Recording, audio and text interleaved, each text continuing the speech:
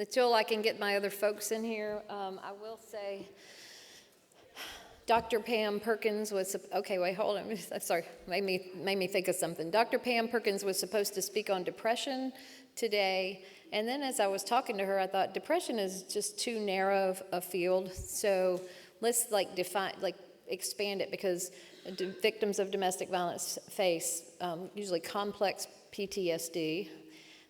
Which is complex PTSD is not from one event, but it's just like constant barbs over a long period of time.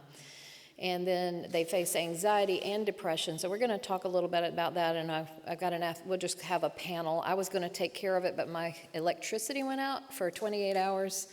So forget typing on the computer, and I just ran out of time. So I think God a lot of times shows up in our spontaneity. Anyway, so now you can ask your question.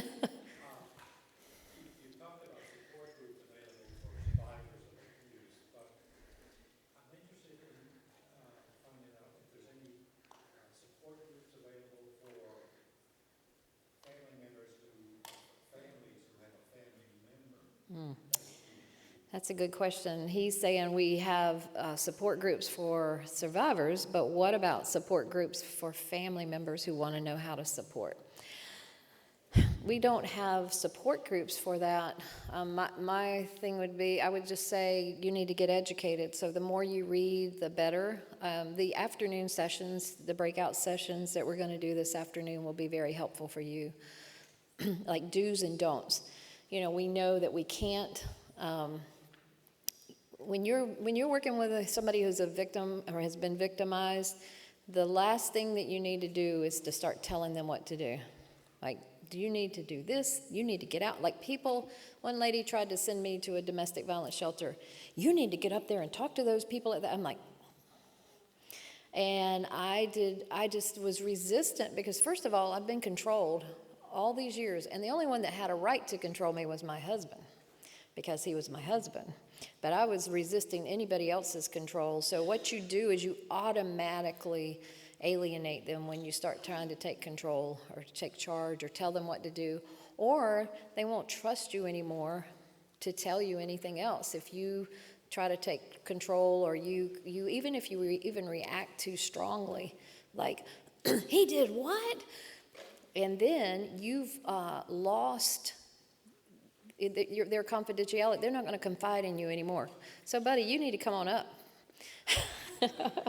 This is so more. Yes, you. I'm just sitting here, because we were supposed to start at 1:30. So I'm just chit-chatting. And somebody else had a question. Yes.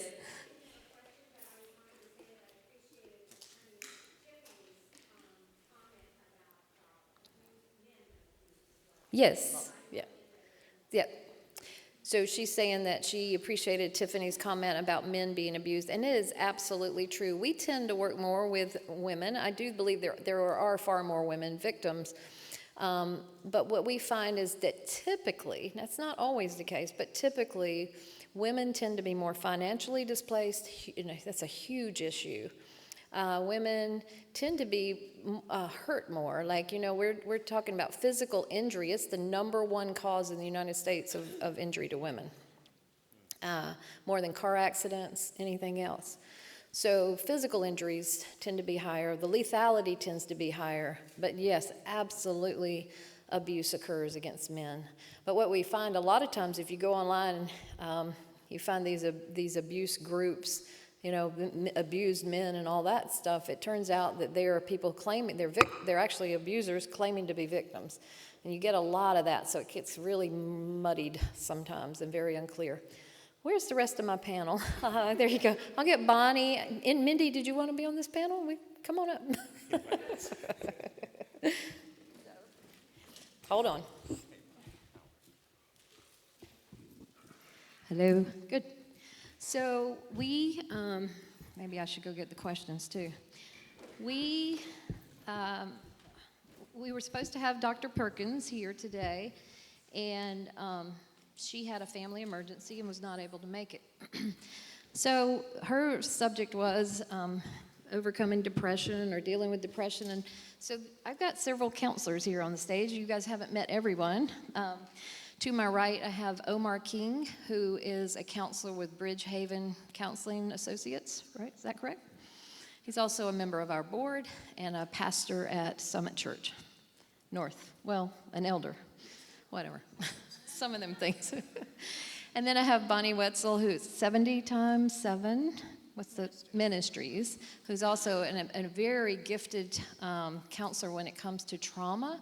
She's doing our afternoon breakout session. By the way, and Omar's staying in here and helping me with the helper breakouts. And so she's going to do one on trauma. This is another thing that just blows my mind. There are not many counselors who understand how to deal with trauma. Because trauma changes a person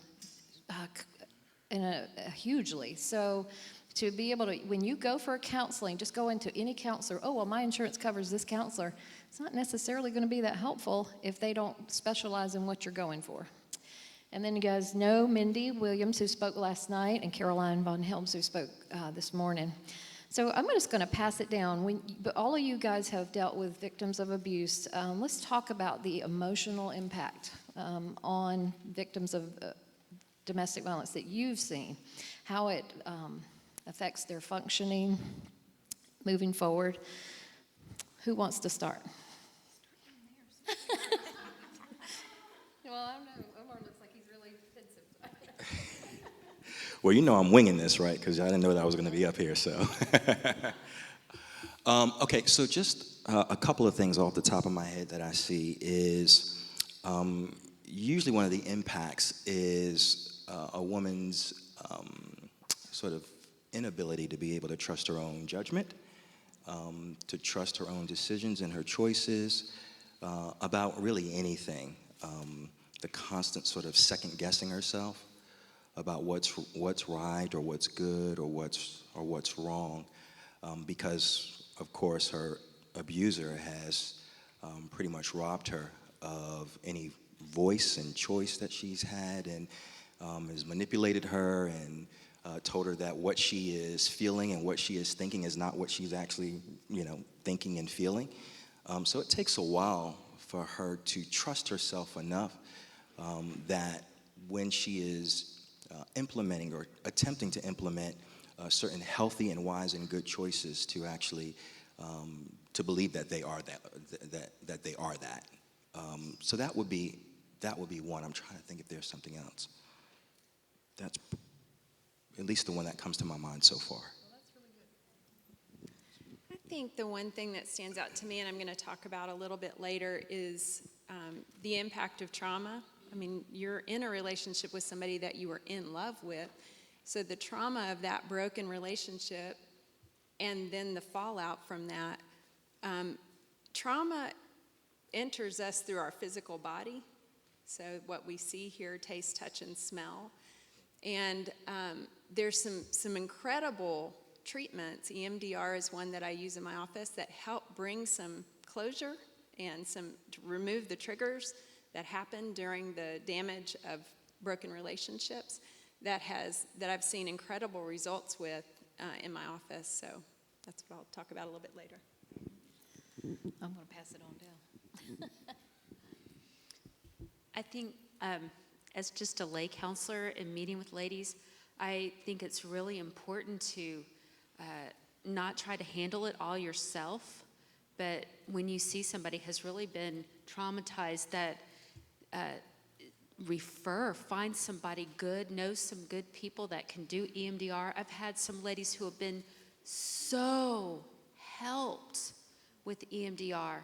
I can still meet with them and encourage them and pray with them and be a support, but referring out to find people who specialize in this is so helpful.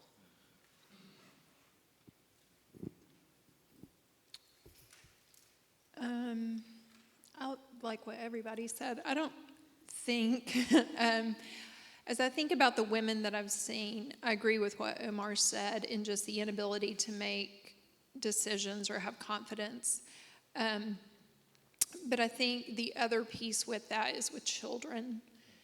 In knowing, because they are under duress. But if there's children in the picture, figuring out how to help their children in the middle of their stress is sometimes what puts them on the back burner. And so helping them realize you're really helping your children by getting help. That there's no way you will ever be able to help them if you're in an unhealthy place. And so continuing to tell them that, to encourage them, because her natural instinct is just going to be to say, I can deal with this later. My kids are acting out, they're angry, they're scared, they're whatever. And so encouraging her that she is helping them by helping herself. Those are all good answers. And so as having done this for the last 20 years and working with nothing but domestic violence victims, well, almost exclusively, and I do work with perpetrators sometimes. But what I have seen is that it is, it's almost like it's paralyzing. So you're coming out, just imagine you've lost, like for me, I lost everything. He chopped up and burned my furniture. He threw every bit of my clothing and all my personal belongings into a dumpster. It was like the whole world had been pulled out from under me. Everything was gone. And I've got to think about getting myself together and going and finding a job because I'd been a stay-at-home mom. It was debilitating. And so we've got like Sherry talking this morning, and Sherry's got no car. She hasn't worked in several years, and so she's got no job. But she doesn't have a car to get to a job, to get to the interviews. And so on top of all that, she's trying to process the grief and the trauma of what she's been through. I mean, she didn't tell everything.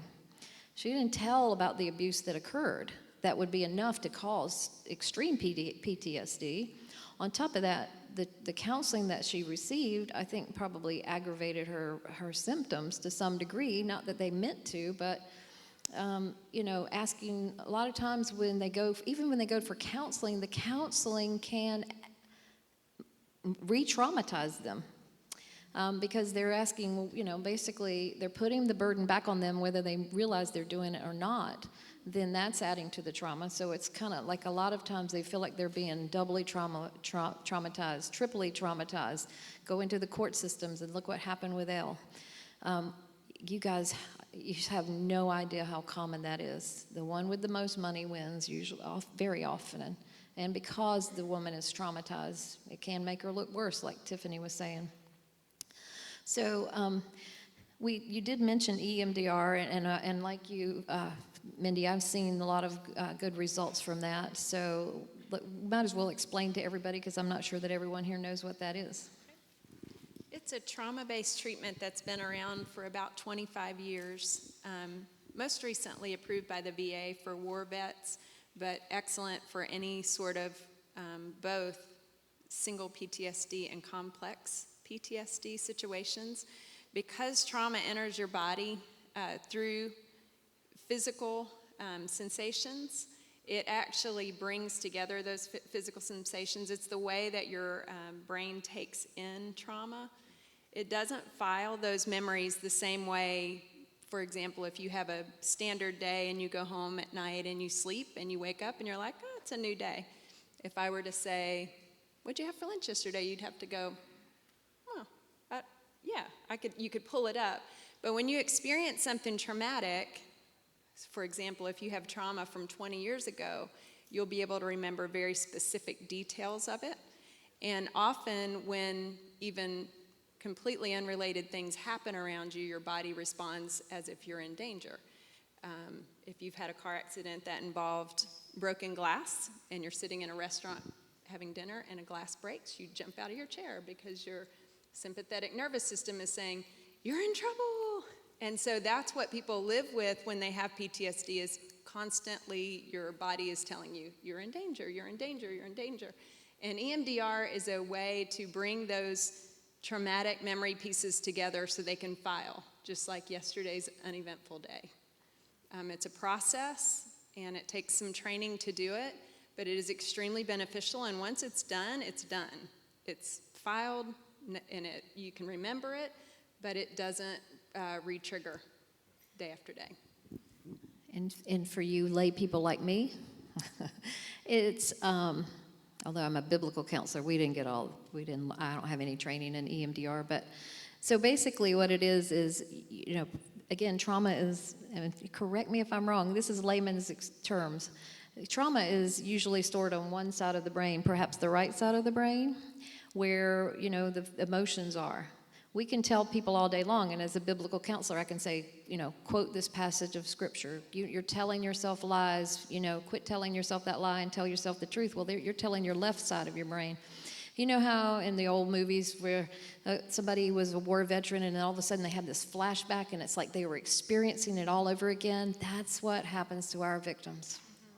Like they can walk into the kitchen at a certain time of night and they hear a sound that reminds them of when their husband used to come in and rampage through the kitchen.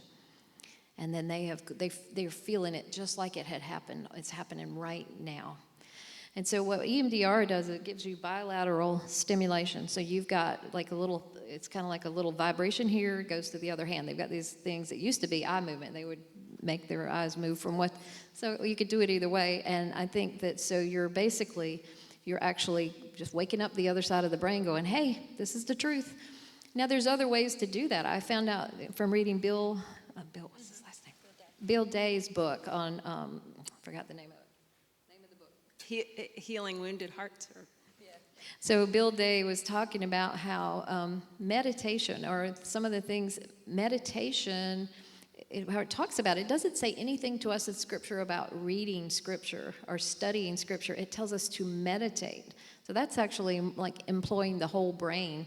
So I believe that's how God healed my post-traumatic stress, is that I would sing scriptures, I would quote them over and over again to myself, I would, proclaim them out to God. I had them posted all over the walls of my house, and I certainly meditated on it. I kept telling myself that truth, and even to the point where I would sing it sometimes. I think that's something that's just waking up that other side of the brain. So that's where the EMDR, why we think it's so successful.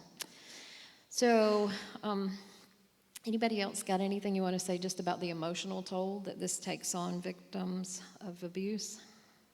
Because I have a bunch of questions here. These people have given us. So, nothing? Okay. Well, you guys did a great job of giving us questions. I don't know that, I might need to get Tiffany up here for some of them, but right now, we got more. This just in. I always wanted to do that. All right. So, how do you set boundaries and get recognition from those around you, especially court professionals, for the less talked about covert abuse and control? I see what they're saying. He always seems to sound so good on paper over something healthy language, I'm sorry. He comes across as the victim. He comes across as smooth, and he's the victim, and I'm the bad guy. This is what covert abuse does to people. We see it all the time, that all of a sudden we know that somebody's in an abusive situation, the tables just get turned, and all of a sudden it looks like the abused is the abuser, and the abuser is the victim. It flips a lot. And they will claim that she's, mentally, or she's emotionally unstable. So, got any answers for that? Setting boundaries, making yourself look good. Tiffany, you might need to come up for this one. You want to come up? Well, she's coming up. I got another one. Oh, Armo's got an answer. Good. Yeah, actually, as Tiffany is coming up, I think, again, record keeping. The video and audio sort of tapes that she mentioned that you can record, copious notes and evidence is going to be your best friend, I think. In fact, I had a young lady whose husband is abusive come in, and she shared maybe about like a 5 or 10 minute recording, and I kid you not, I actually tallied it. It was maybe about a 5 minute recording, and he probably used the F-bomb 100 times. He couldn't get through a sentence without at least 5 or 6 of them. And then, of course, he was using a whole host of other sort of manipulative types of tactics and verbal berating and all those kinds of things. So, But if you do that, make sure that you put it on a backup drive because your spouse will Oh, yeah. She's saying that they can, well, what I tell people to do with that, she's saying that they can erase that, they can find that evidence. I tell you, email it to somebody who, like I have files on lots of ladies who have been in that situation. But she's talking about covert abuse. I have two ladies that I work with, one in Pennsylvania, one in Washington, and their spouses don't ever use, they never curse, they're holier than thou. And she recorded him one night, and he says, bend your will. You just need to submit. Just bend your will. That was about it. That's about as abusive as it got. And yet, but he's just ridiculous. You know, the things that he wants her she has to conform, and there's no compromise. But how do you take that to a courtroom? That's a good segue for you. So I think the bridge between therapists and lawyers and physicians, I know we have one in here, is very important. And it's very important for us to know one another and know who works in this area. I have so many cases with children, particularly, who are being abused, and the therapists have all the information. And if I could bring them in the courtroom and have them testify to that fact, I could protect these kids. And I know, there are a lot of lawyers who abuse their relationships that they have with other therapists and physicians in particular. But I think if we could cross the boundary and be willing to kind of come forward in other professions and take a stand for children and for victims of domestic violence, get a therapist, get a physician, get someone in place for your child or yourself who knows you well and can testify to what you're experiencing. They are an objective, neutral third party, and so they will be revered and respected by the court and the judge. And they can come in and testify to what has been going on. If they're willing to do that, you can ask them up front and let them know, I'm in the middle of the situation. Are you willing to come to court if subpoenaed? And if they say no, you may need to find another therapist. And definitely document, have lots and lots of evidence. Call the police. Have them file a report. File a DVPO. Do all of these things. That's all evidence that you can use later versus just a he said, she said. Thank you, Tiffany. And I was going to say something, and it just went right out. Sorry. It probably was going to be really good. All right. Probably call on all these people. All right, so this is one, I don't know that it's necessarily for counselors and therapists, so, but it says, living in a small community with a wolf, how do you deal? And I know what this person is talking about because I've seen it many times where they've got the reputation, they look so good on the outside. How do you, I don't know, besides moving out, is there, anybody got any ideas on that one? See nobody raising their hand. Get to know your neighbors and what they think of your spouse, because they may be witnesses in court against you. So you may want to be prepared to know what they're going to say so you can help prepare your lawyer for your defense. Every opportunity is a learning opportunity. So that reminded me what I wanted to say. As you know, I'm a certified advocate with the North Carolina Coalition, and we want to have more advocates because an advocate can really, they've kind of walk alongside you. I don't know, you saw that church video that we did, and Dr. Wade, who's at Faith Baptist up in Youngsville, was talking about how helpful we were because we had been involved in the situation for so long. And we were able to kind of like make sense of it. So an advocate can we take in tons and tons and tons of information and then spit out something that's logical for people, because sometimes when the victims are coming in, it's not very logical. So having an advocate on your side can be very helpful, and that's what we kind of like is for our, even for our volunteers, we try to get advocates who will be willing to go to court with our ladies and things like that. So having an advocate is important. What subtle questions should I ask guys I meet to surface potential issues? And I think I thought this was like for dating in the future, But no, this is from somebody who is wanting to counsel with these guys. So what should we look for in these guys to to bring to surface those potential issues? Omar, this is a good one for you. I'm trying to understand. I process slow, so I'm not as quick on my feet. Okay, I think, some of the telltale signs are obviously incredible sort of self-centeredness. Everything's about him. He is incredibly entitled. Some other things that you can look for is, again, blame shifting. Usually that doesn't just start in a relationship. If you meet, let's say, you meet someone, somebody that you go out on a date with, and you hear him, it's everybody else's fault.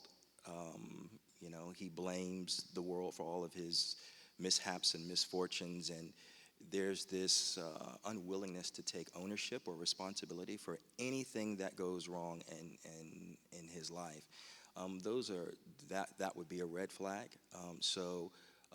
Minimization, lack of responsibility, blame shifting, minimizing. Maybe he always turns the conversation, sort of back on himself. He asks you a question, but he's not really that interested in really hearing kind of the answer and your opinion and your thoughts and your hopes and your dreams. It all has to constantly come back, to him, and he's got to sort of be the center of attention. Anybody else want to answer that? I was going to say, and sometimes my experience with working with wives and with their husbands, they will be glad to talk about themselves a lot. And they can be really glad to talk about how all that God is doing and how he's changing them, and that they're very glad to talk about all that. But when you try to turn the conversation to what's going on with your wife, how have you been treating your wife, how do you think this has all affected her, there's very little growth, very little insight, very little interest. Good. Anybody else? Good. Okay. The next one, it's actually two questions. This is from, I'm the father of a daughter who is newly married in an abusive relationship. Hopefully I'm going to be meeting with her and her husband to listen and talk about the abuse. So what advice do you have? And particularly for approaching him as a father, I'd like to beat the crap out of him. I don't blame you. But realize that's a little unproductive. How, as my father's daughter, should I approach him? I'm not sure who in the audience that question belongs to. I think the very first thing is to let your daughter know that you support her and you love her no matter what. But ultimately, the choice is hers to leave. And generally, I find that when people feel forced to leave an abusive situation by a third party, they always return. So until she's actually ready to leave that situation, she's not going to. But the more support and love she feels from other people, the more strength that will give her to ultimately make the decision to go. As far as interacting with the abusive husband, I would probably encourage you not to. Don't let him know that you're privy to his behavior. The more you interact with him and put pressure on him, the more he will try to isolate you from your daughter. So that would be me. That's really good. And we will talk about it more this afternoon in our breakout session on for people helpers. I have a quick question here. It says, does pornography play a role in becoming an abuser? I'm going to just say that I have been not surprised, but I have seen that I would say that probably 95% of the women that we work with report that their husbands are either sexual addicts or, addicted to pornography. So it definitely is related. Who knows if there's if it's cause? I don't think it's a cause. I think it's just part of that narcissistic, it's all about me, self-gratification. Do you want to say something? Well, the one thing that it definitely does is dehumanize us women And so anytime you dehumanize another person, it's much easier to then meet your needs based on them. And so not everyone who looks at pornography is going to end up being an abuser. But again, I think that's one of those things that churches need to speak out about and not necessarily say it's cause and effect, but say, if this sin is in your life, think about it. Because no, I don't care who you are, I have 2 boys. Neither one of my boys right now would say, I want to grow up and abuse somebody. I don't think any man on the planet does that. But there is a slow fade to it, and that's what we've got to be aware of. All right. And we're going to, you talked about objectification with the pornography, and that is actually, there's the lady Ellen Pence who created that wheel that you did this morning, came up with something called the 4 pillars of abuse, and one of them is objectification. We'll talk about the other 3 in our breakout today. What can be done preventatively to alleviate the harmful habits of an abuser? What can we do to help prevent the harmful habits of an abuser? So I would say one thing that we do in our groups is we tell them to go gray rock. Don't give them the reaction that they want. I think that abusive people love pushing our buttons, and I said, if you put your toe in, they're going to suck you into the vortex. There's no way out once you start reacting to them. So the less that you respond to someone like that, usually the better. I also believe that if early in a marriage, like domestic violence tends to be progressive over time. It gets worse and worse because the more power you give them, the worse they get. I didn't know this, right? So, about 3 or 4 years into my marriage, it got really, really violent, and I read Love Must Be Tough by James Dobson way back in the day.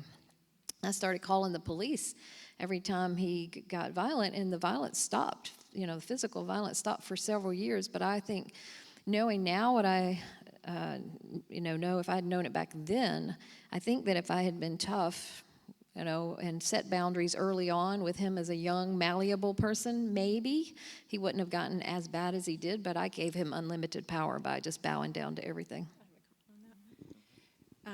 The question was, what could be done preventatively?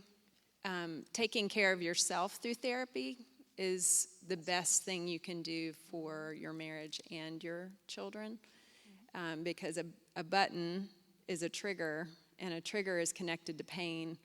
And if there's pain there that he's able to use against you, you have the power to go deal with your own pain. So that's how I would answer that question. Good. What makes one son in a family become an abuser and the other not? Is it a personality type or what? It's interesting. Andre, you grew up with it and you didn't become abusive. I really almost think you could speak to that. Pardon? I can't hear what He said he's loud. Well, go ahead. Well, go ahead, I said. You could come even get a microphone. Okay, never mind. Well, I think it is. It's true. A lot of the little boys who grow up watching abuse become abusive. But I've seen some who are like, I will, they hated so much what it did to their mother, they determined. And I don't know if it's a personality type. Who can speak to that? It could be how they're handling their own pain as well. One might be motivated by never becoming like that person, which has its own negative side effects as well. But any of us has to be responsible for how we handle what comes to us in our life. So I don't know that it's a male issue as much as it is what are you doing with your own pain as it enters your life. And also abusers abuse is such a pattern. It didn't start with the abuser. It started before the abuser and before the abuser. So it's a matter of breaking that chain as well. Well, and I think that the next question is related. We can now explain the carnage that's caused by an abuser, but how can we stop a person from becoming an abuser? So parenting. I'm passing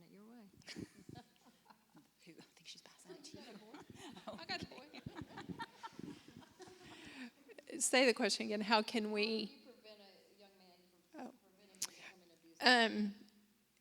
Empathy. Teach your children how to empathize. It is a lost skill in American culture. We are not teaching people, and especially children, what it means to really understand how their actions has affected someone else.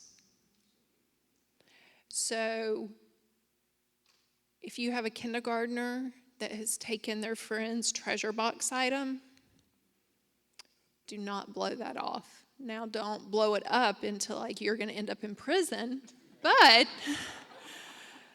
don't also just minimize it. Oh, that's so cute. It's not that big of a deal. Find the balance of teaching them to stop and think. How would you feel if somebody took your treasure box item? Stop and think about that. Get them to stop and think about it. And then you move on. So empathy, please, please, please teach your children to be empathetic. And I'll just, from a legal perspective, You know there was a legal perspective. That's awesome. so it's partially therapeutic as well. So obviously children learn by modeling. So if you're in an abusive relationship, one of the best things that you can do for your children is to leave that relationship. Doesn't mean they're not going to have exposure to the abusive spouse, but they're not going to see the interaction between a dysfunctional parents or unhealthy parents and how the abuser's treating mom to the extent and frequency that they would if they're in the home. And you hold the abuser accountable for their behavior and let them get help outside of the marriage, and if they're willing to do that. And I think the same is true of your children. So those of us who have become victims a lot of times don't know how to set boundaries for anybody, including our children. And I mean, I raised my children back during the days of the pinnacle of the self-esteem movement. And as oh, you're such a good little boy. You're so wonderful. You're just so wonderful. Everything you do is wonderful. You can do no wrong. Listen, I have found that kind of mother is behind a lot of abusers. You have to hold your kids accountable too. You have to set limits. There have to be consequences. One of the other, 4 pillars of domestic abuse is little or no consequences. Consequences are a beautiful gift. The Leslie Vernick's book, The Emotionally Destructive Relationship, has a chapter called The Gift of Consequences. That is the most loving thing you can do. It took me a long time. I thought love was just sitting there and just taking it, turning the other cheek. I didn't understand that God's kind of love allows people to suffer consequences. So, okay, what were the 3 videos recommended by Caroline Von Helms, and where can we access them? I actually can answer that because they were off of our website. Our website is in the process of changing. We got a new one, so I'm not sure they'll be there, but we have I have a Vimeo channel, Vimeo. Just put in Called to Peace, and you should find our channel. It's also on our, if you're not signed up for our newsletter, please sign up, because in our last newsletter, I sent out an email with a link to all of our videos. So we'll do that from time to time. How can we find good DV counselors and lawyers in our area? Well, we here at Called to Peace can tell you about the Raleigh area, but let's say you're in another area, because we do have people from out of town. Anybody got any ideas on that one? So lawyers, I guess you could do Google search for lawyers in domestic violence. I can't tell you that that's a surefire way to find a good one. But as far as therapists go, there's a website, psychologytoday.com. You can actually go in and select your zip code, your insurance company, the gender of the therapist, age range of the clients that they see, and then what areas of expertise or what areas that they focus on. So anxiety, depression, domestic violence, trauma, and all those things. So if y'all are not on there, make sure you get on there. And I can narrow down a search and find therapists for my clients, and you can even email them directly from there. So psychologytoday.com. although I still have to say that I don't think all of them who say they haven't. So, I have a network of domestic violence advocates, Christian domestic violence advocates, and so quite often I can send out a post in the group and then get some answers on that as well. But I mean, I don't know everybody, so it is. I would actually, sometimes you can maybe screen both the attorneys and the counselors yourself by asking good questions. You know, how much experience have you had? What has been the outcome of your counseling or your court cases? And then just talk to them, because as you listen, they're going to be either speaking your language or they're not. Because I could tell immediately when somebody understood domestic violence because they knew what I was going through. I didn't have to sit there and try to explain and feel like I was just sinking like I did in so many counseling sessions. Next one is, how do you help someone in an abusive marriage but in a cross-cultural context in America? So example, Muslim or Buddhist. Anybody got any experience with that? Nope, not many. Sorry, I don't mean to dominate. So I actually we've had multiple cases, and culture is very difficult because the political climate, at least within the courts themselves, is very politically correct. So it's very hard to address culture in the courtroom without, being accused of not being politically correct. But we actually had a Muslim client who was abused, and the police came and asked if she would show them her bruises, and her culture would not allow her to reveal her skin. And so she wouldn't show them. And so she ended up being arrested because he was strangling her and she pushed him off, and he had marks on him. So she went to jail. And then we have,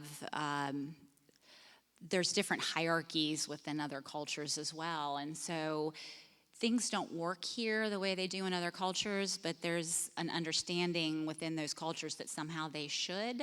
So I think those women in particular are disenfranchised even more than American women. So I think there are a lot more challenges with other cultures in domestic violence than there are with American women, and that's something to. So how to help them? So Kieran is a domestic violence agency for Asian women and Indian women, and they are specifically trained to help with that particular culture. Legal Aid has an immigration and domestic violence section, and they speak Spanish. So if you know of anyone in that subculture, they can help with that. I think, those are the only cultural groups I know, but that should cover it. And then hopefully general attorneys, if you speak another language or have a client that speaks another language, the courts are required to provide an interpreter for free. So make sure that that's requested. And I have a lady that I met last year who has an organization in Chapel Hill, and it is just not coming to my head. Her name's Mary. But anyway, if I find it, I can post it somewhere if somebody would just send me a reminder. What necessary, appropriate actions should I take as a helper in a verbal abuse situation? How can you help somebody who's in an verbally abusive situation? Because it's not as clear as physical abuse. How can you help? I think what you said earlier about documentation, still documenting. Got any other ideas? I think we may have already covered this one. All right. What are starting points for helping children and teens through emotional abuse by a father and neglect by their mother? So, I mean, these children need to see love from somebody, unconditional love from somebody if you're the helper. I mean, I actually have ended up dealing with a lot of survivors in my group who are survivors of childhood sexual abuse, and I've had a couple of women come to me and I'm like, they have not had any unconditional love from anybody in their lives. And once you just have to build relationship and let them know that you're there consistently, because they're expecting you're going to fail them and leave them. So you just have to be there and be by their side and let them know that not everybody's that way. And of course, if there's abuse, you have to call Child Protective Services. We're mandated to report that. Anybody else? Nope. What are the starting points for helping children? Oh, I just did that one. Sorry. I can see. Oh, how do you co-parent with an abuser? That's a big one. Somebody said it this morning. So my advice is you fake it till you make it. And that's why working with a therapist and doing like EMDR or DBT or something like that is so important, because you actually have to train yourself to be able, in this, Southern charm, to be like, bless your heart, to be able to take in whatever information you're given from him and reprocess it in a way that is polite, is brief, and is going to be sanctioned by the court. And that takes some training and it takes some help to do that, and you can do that through a therapist. But you do need to be interacting with the other person, because the court is not going to accept if you can't bury your head in the sand.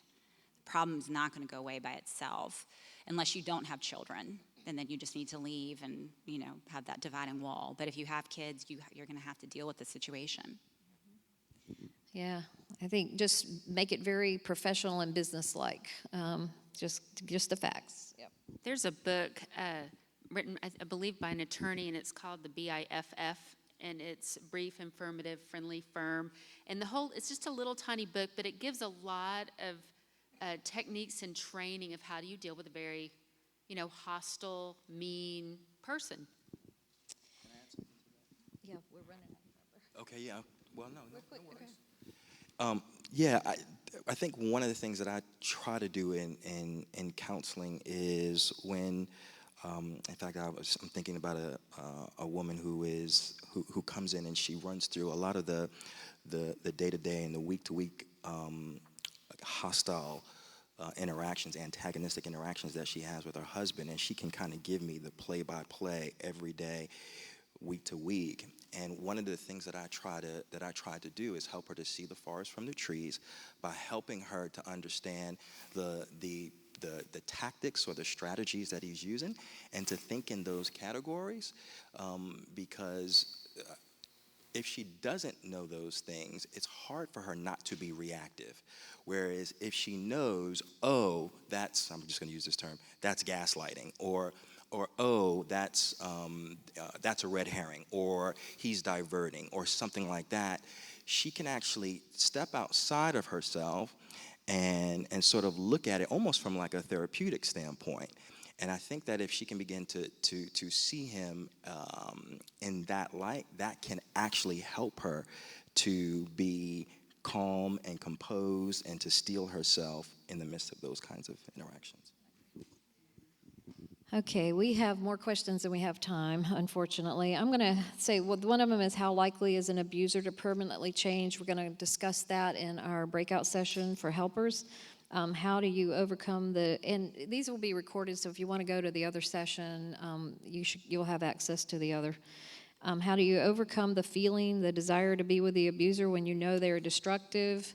I say it's a really good idea to keep a journal so that you can go back and see what has happened, and you see that pattern, and eventually, plus, you just got to fill your mind with truth. You have been brainwashed, and so you don't know who you are, you don't know who God is. When you start knowing who God truly is, not who your abuser has portrayed him to be or who you've come to believe he is, God can set you free. And it took... Yeah. That's a perfect example of where trauma therapy can help you, because you have to deal with the trauma first. When the trauma triggers are taken away, you might have more of a clear perspective of who you're actually in love with and make healthier choices that way. And we have two more, one about children who have experienced emotional abuse and now are self-harming, and one who's tried to get help financially but has just been devastated and feels suicidal. Because even everybody she's reached out to can't help. It's too overwhelming. And so, again, we just have to find our hope is in God. And you keep reaching out, you keep knocking on doors, you keep advocating for yourself. Please don't give up, because for a Christian, it's never hopeless. He promises to work all things together for our good.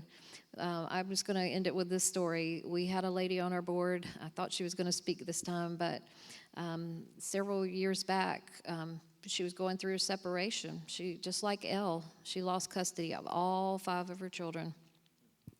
And it just, she told that in the support group, and everybody went, and she said, it was the worst thing that's ever happened to me. And it was the best thing that ever happened to me. And I'm going, what? She said, because I got on my face and I said, Jesus, if you're real, you're going to prove yourself to me, because if I don't have you, I've got nothing. I have no reason to live. And that woman got on her face, and she got so deep in her relationship with God that that man could not even poke her. He was just taking the children to hurt her, because he knew how much it hurt. And when she stopped reacting to him and stopped responding, about a year later, he drove up to the house with all 5 kids and said, here you go. God intervenes when we finally start trying to hold on to control. Because see, we're still, even though we've been controlled, we're also grasping for control. We want things to go the way we want them to go. You hold on, put it in God's hands, hold things loosely, and allow God to redeem your situation. There is no situation that is too difficult for him to redeem. None. Look at Scripture. It's just filled with situations that seemed hopeless. Nothing is hopeless when you belong to him. So I'm going to leave it with that, and we're going to break out into it. We're running a little behind. So our breakout sessions, there is for the survivors, we've got, I'm not sure which order. Bonnie, I think, is first on, wait a minute, let me look. Sorry. One on overcoming trauma, and then the other one Tiffany's going to do, but those will be in the fireside room. So they're going to be around this corner, that hallway there, right after the kitchen. Hold on, I'll tell you. Can you turn the page? No, hold on. Shoot, I'm sorry. Breakout session number 1 is healing from trauma. So Bonnie, okay. And then in here, we're going to have recognizing and responding to abuse. We'll stay in the sanctuary for that. So you're dismissed. Go ahead and tell them the second ones too. Oh, and then if you want to do the second sessions, counseling, domestic abuse, developing a plan of action will be here in the sanctuary. And then legal cases, question and answer with Tiffany over in the fireside room. Okay? Yeah. No, only Tiffany. Just record Tiffany. You can go ahead and get the tripod if you want. Okay. And get close to her because of the sound. And I guess after the breakouts, are we done, Priscilla? Thank you for coming. Thank you.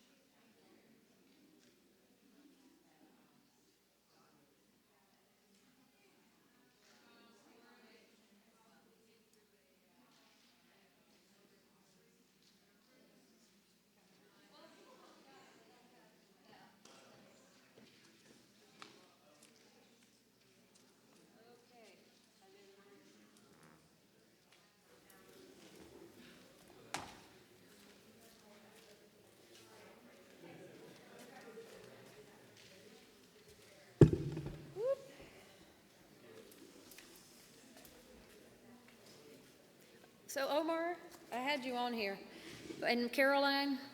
So what we're gonna do, first, I'm just gonna, I do have a little teaching part, but I wanna leave you guys up here for any questions. I don't know how to get this down. Either the mic's too short or, I don't know how to fix that. Yeah.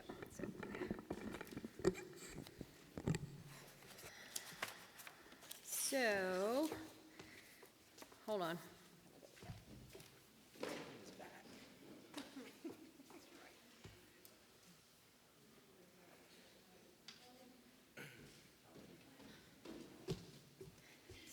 So not everybody signed up for the sessions, and we might not have enough materials, because you were supposed to sign up for the session you wanted.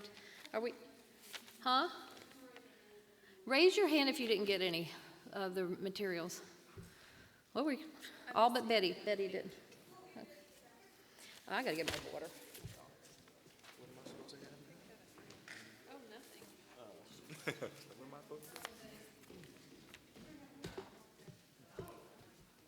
What I'm gonna do is give you all a microphone, because there may be times when I ask you to say something. Okay. Just hold on Testing. to it. All right.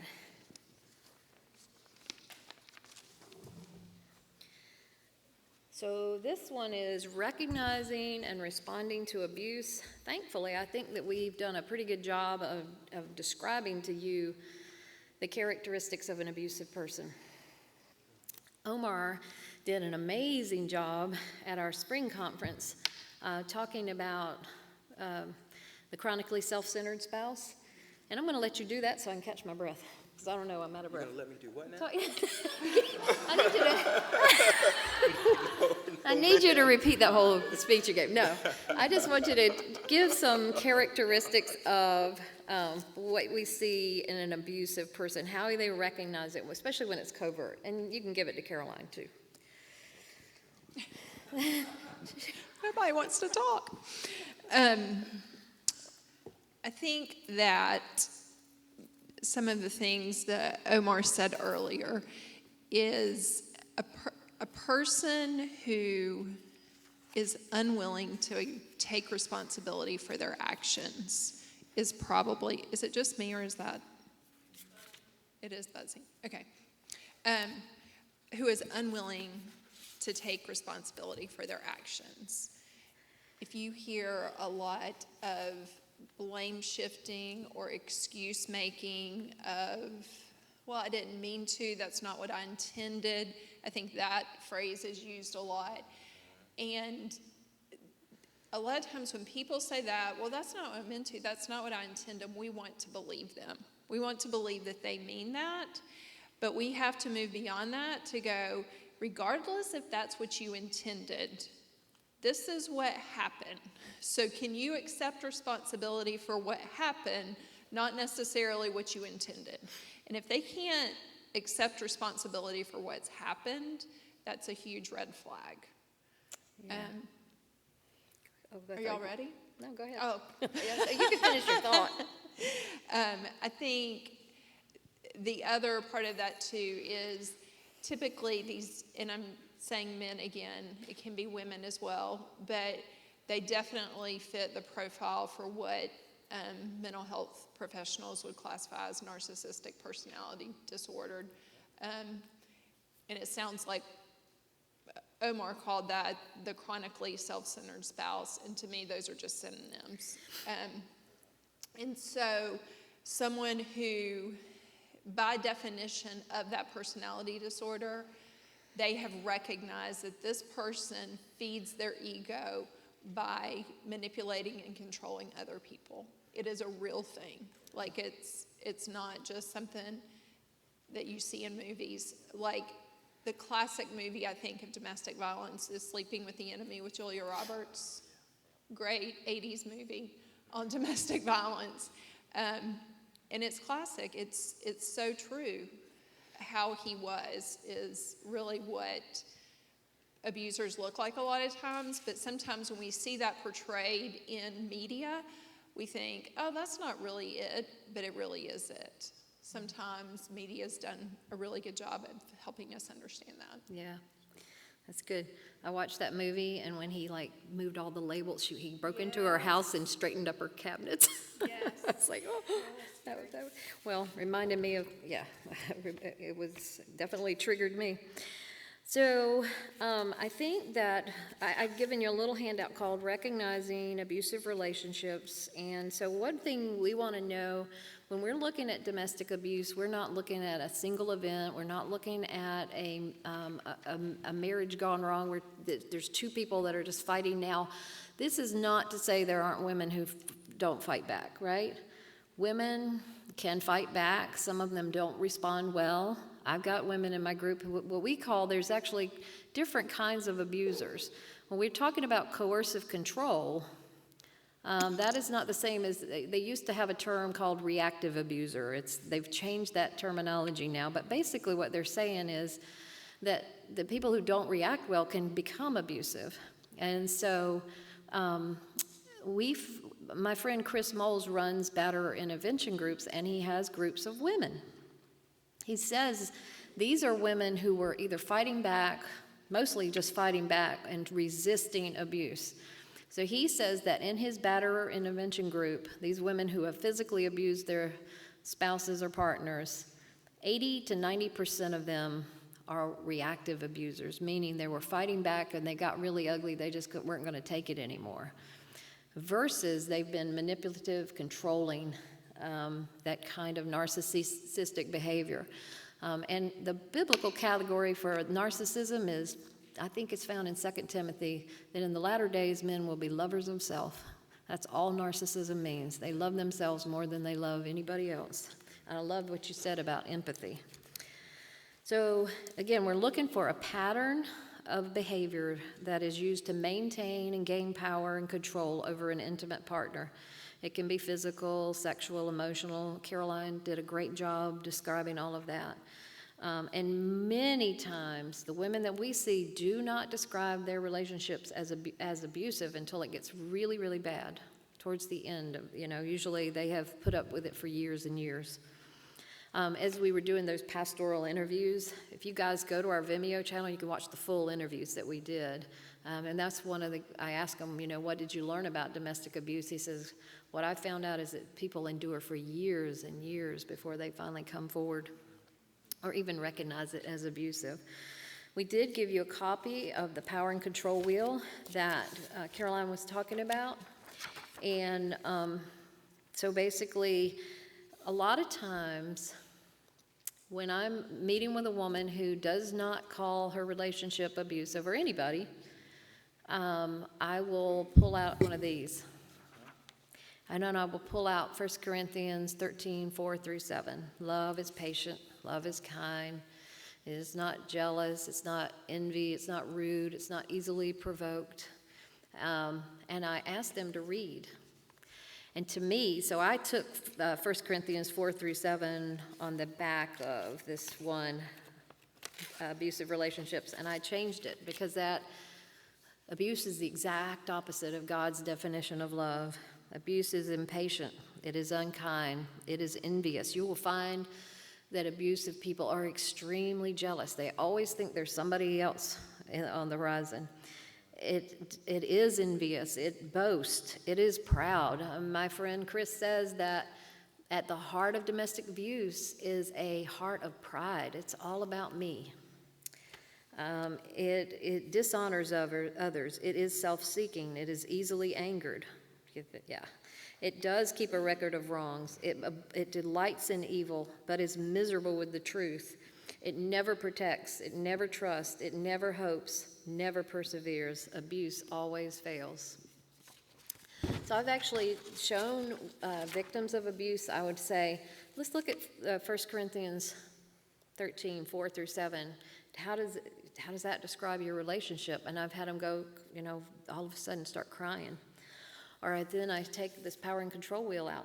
I had lived with abuse for 23 years or 22 or 23 years of my life when I finally saw one of these. It was the first time in my life that somebody hit the nail on the head, and I'm like, I had actually stood in front of a judge and said, Your Honor. And I had had my head pounded into a steering wheel at this point with a black eye and everything. And I said, Your Honor, this has not been an abusive relationship. I just thought he had a nervous breakdown and he couldn't control what he was doing. When I went to this program that we went to and I saw this, I was like, oh my, this has been going on all along. He's been manipulating me, controlling me, keeping me in fear. And so this will be an eye-opener. If, just show this to somebody and say, is this what's going on in your relationship? I've had so many women just break down in tears, and people are going, well, that's an extra biblical resource. I'm going to tell you that this is based on truth. One of the ladies in our group wrote a poem called If You Argue with a Narcissist, and she takes Proverbs. There's a lot of Proverbs in here about the fool and folly. So just showing them, helping them identify what's going on with their situation, it can be very helpful. I've given you a checklist there. I don't see any reason to go through all of that, but I will say some of the early warning signs are pushing for involvement really early. Notice how, I think when Elle was talking about her husband remarrying somebody he'd only dated for 3 months, that is so typical of an abusive person. They're like quick to jump into a relationship. Because how long can they keep up that front? So many of them change right after the wedding. You'll see jealousy. They're constantly calling and checking up on you. When I was young and 14 and I met my abusive, ex, I thought that meant he must really love me. I'm 14. I don't process things very well. But then I found out later, and can you imagine in the day of texting? It could just be like constant text messages. Controlling behavior, interrogating you if you've been out late. Who'd you talk to? What'd you do? They have unrealistic expectations. They want you to be perfect and meet every need. I remember my ex coming home one day and putting something in the dryer, and there was a little bit of lint around the edge of the dryer, and he's like, am I the only one that sees this stuff? And I'm like, I guess so. Really? But it was like, so you're a terrible wife because there's lint around the edge of and it wasn't that much. I'm like, yeah. So there were just things like that, and the labels in that movie, Sleeping with the Enemy, that you're going to find that they have really harsh and strict standards for you and your children, but they don't have to live by the same rules. They're double standard for sure. A lot of times with the financial control. I had one of the ladies in the group, her husband was like just giving her the third degree about a $5 bill. What did you spend that $5 on? And then he's taking out $300, $500 from the account. He doesn't have to answer for it. So they're extremely sensitive, making everybody else responsible for their feelings, blaming others for their mistakes, isolating her from friends and family, sometimes cruelty to animals. I've seen that. You can be forceful during sex, or even, somebody who says that he's a Christian, but I just can't wait, and forcing them to go against their convictions about waiting. Verbal abuse, that's what you were talking about, the constantly criticizing, rigid roles, sudden mood swings, threats of violence, or even to do something to the children. I just want to challenge you guys to watch the evening news. Domestic violence makes the news just about every night. And I don't know if you've noticed it, but even here in North Carolina, we've had children who were murdered. And it was domestic violence. A baby in Fayetteville recently, the dad got the baby, killed the baby, and the mom was still in the hospital after having the baby. And this is what they do when they can no longer control the victim, or they feel threatened. They will sometimes go after their own children, whether it be, I'm going to get custody, I'm going to get full custody. They don't care. They're not in it for the children. They're in it for, how can I hurt you? That's the whole goal. And they go to the extreme. I mean, there's a woman who's made national news, and her husband killed all 5 of her children. And she speaks out now. This is what we're talking evil. This is just evil, manipulative, maniacal. There are extremes of it, and you hope that none of those people are in your church, but look at that lady up in Wake Forest. He stabbed her 127 times and blamed Cora Seaton. let's see here. And then I just wanted to go over real quickly the 4 pillars of domestic abuse. I love, Chris Moles actually introduced me to it, but Ellen Pence, who did the Power and Control Wheel, came up with it. A lot of times pastors will go, well, you know, she's very angry. How can I tell who the abusive woman is in this situation? And I say that there's this hierarchy. There's an abuse of power. It might be based on his gender, size, strength, or position. A lot of times Christian men, there was a survey done. I think that Mending the Soul, Stephen Tracy may have put out this article, but it was saying that evangelical men who attend church sporadically are the worst. They have the highest incidences of abuse of any other group. This is including Muslims. So this is a sad state of affairs. The same study showed that men who were discipled had the lowest rate, you know, so evangelical Christian men. So we're either really good or we're really bad. But a lot of these men that we see that are, you know, who are represented in our groups, they come in and they're like, I'm the head of this house, you will submit. They use scripture as a weapon to keep their wives under control. They see her more as property than a partner. So that's number 1. We talked about it a little bit before when we were talking about pornography. The second one is objectification of the victim. You know, one partner is way more powerful, and they are. They use that other person. They do not, this is again not a relationship. It is, what can you do for me? You are here for my benefit. And then the third is forced submission. So you force them into conformity. They are left with, you know, without choices. They feel backed into a corner. So ask yourself when you're saying, oh, could this really be abusive? Because he's such a nice man. Or he doesn't, you know, it's not that bad. What he's doing is not that bad. But if there's a power dynamic that looks like this, then you probably got an abusive situation. Somebody who's been, you know, this guy's got all the power, all the money, then you're looking at an abusive situation, plus one little slice of that pie that we talked about earlier today. And then the last one is little or no consequences for the abusive behavior. Usually the victim is the one who suffers the consequences. So that's some of that. And then, anyway, this is one of those where I'd really kind of like for you guys to tell a couple of just examples of, if you can think of it. I'm sorry I didn't give you any heads up. I know you got them. So I can start. Examples of how an abusive situation that, you know, that it's been under the surface for years, all right? And then all of a sudden you start recognizing it's abusive because. I can give the example of Sean. When Sean came in, she spoke this morning. When Sean came into our support groups, she was going, I don't know why my counselor sent me here. This is not abusive. He's never hit me one time. So it could be like he's punched the wall, or turns out he had shoved her a few times. Turns out, you know, he was basically a chronic cheater. He was not just having one affair, but multiple. I found that out about mine as well.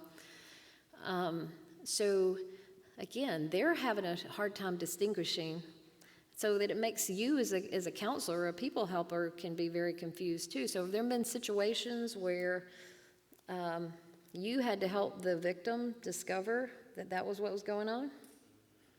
Yeah, you can. Well, if you got one, go ahead. Yeah, this was probably a few years into me working at Bridgehaven, and it was probably the most, well, even personally for me, I think, it impacted me significantly because the husband came after me once I actually said to the wife, after she sort of over a few sessions explained to me what was going on in her home, and how he would berate her and coerce her into having sex, and when she refused, he would call her all sorts of names, and who you sleeping with, and you're having an affair, and all of these kinds of things, among other things. And I said, I think I was the first person, certainly the first male, to ever say, yeah, this is abuse. And I remember, I'll never forget where the tears just came streaming down her eyes, because she had thought that all along, but no one had ever said it, and of course she was afraid, to say that. And then of course the husband plays the good Christian who really loves his wife and just wants the marriage to work, and so he sends an email to myself, as well as to some of the other pastors in the church, and it was all just a smokescreen. It was him trying to, paint himself in the most positive light, and I actually ended up telling the wife that he did this because he thought that he could share that kind of information with me because I was on the email thread, and that I wasn't going to say anything to her because he had asked the men who were part of that email not to disclose that he came to her, and I was her counselor. And I said, no, I'm not doing that. And I got some flack for it, afterwards, but I knew what that was. And so when I mentioned that to her, he went to sort of my higher-ups and supervisors, and I actually had to confront him with someone else there about his conduct, not just in the marriage, but the way in which he sort of tried to manipulate counseling for his own advantage as well. You got one? I have a comment about that. I think that a lot of times the problem is we don't want to use the word abuse. We don't want to label it what it is. So we talk around it and we say that's not good, that's unhealthy, like we use other things, but we never want to say that's abuse because we feel like that sounds harsh. But this kind of goes back to what I said this morning is we have to call sin, sin. And we have to call sin what it is. And when it's abuse, and we have to call it that for people. Because if we don't, it leaves that person feeling really crazy and like, well, then this has to be fixable. Because if it's just unhealthy, then I should be able to do something to make it healthy. If it's just unhealthy, then sure, I have part in this. But when we tell them, no, you are a victim, then we can begin the work of empowering them. What does that look like? So I feel like I have come a long way as a counselor in very quickly wanting to call what I see and not dance around what it might possibly be. So I feel like as people wanting to help other people, don't be scared to say what it is. That's good, yeah. I agree.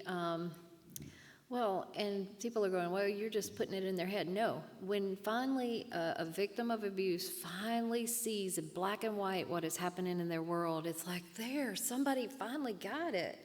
Because like I said last night, I went to over a dozen counselors with my ex-husband, and I walked out of every one of those counseling sessions filled with despair and feeling hopeless, like nobody understands this, nobody knows how to help.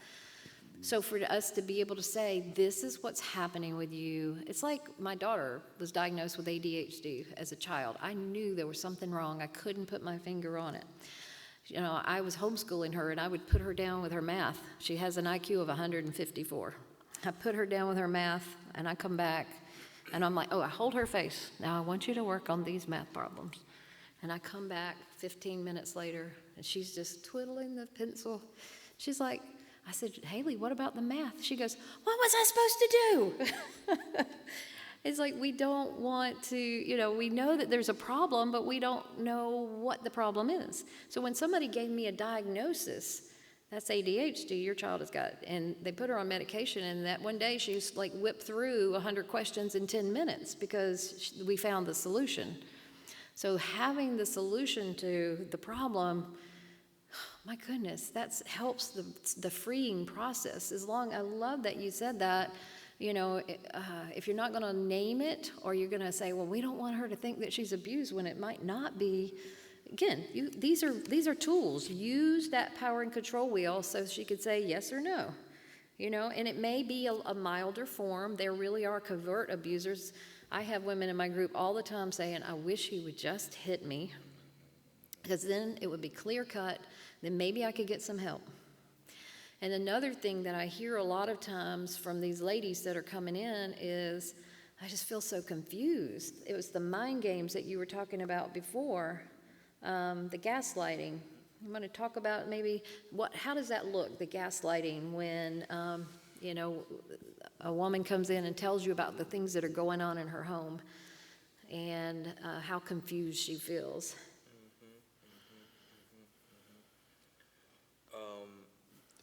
So some of it you mentioned, just kind of double standards are replete in abusive relationship, that what applies to me doesn't apply to you, and that he can change his mind sort of arbitrarily, and change on the dime whether it's an agreement that you all came to.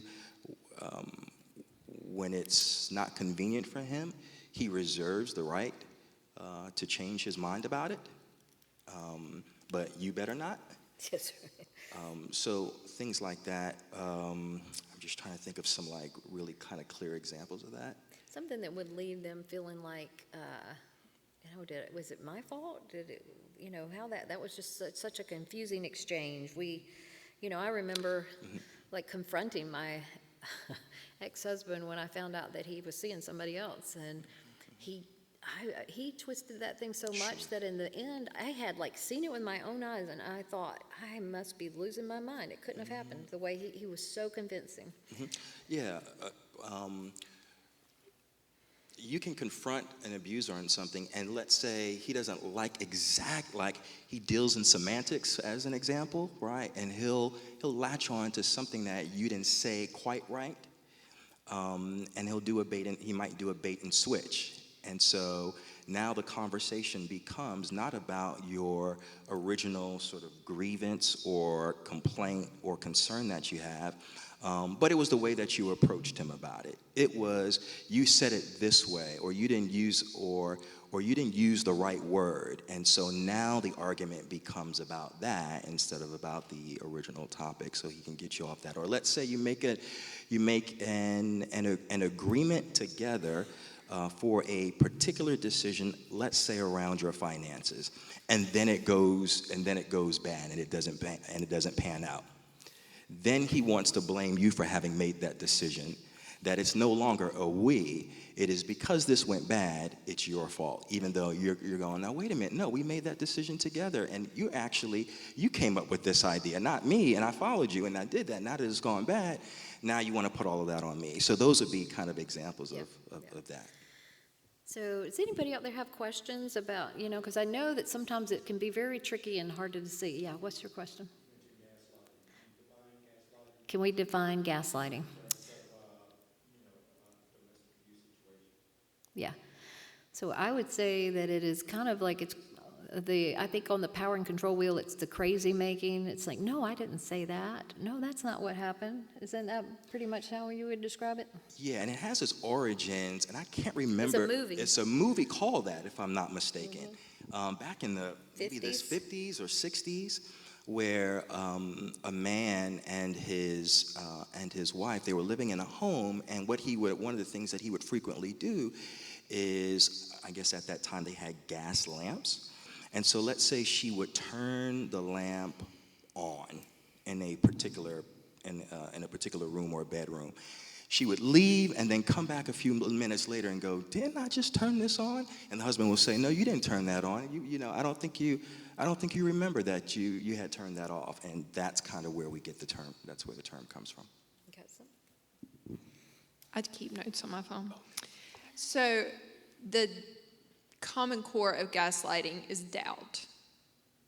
The abuser wants to make their victim doubt whatever it is that they think they know.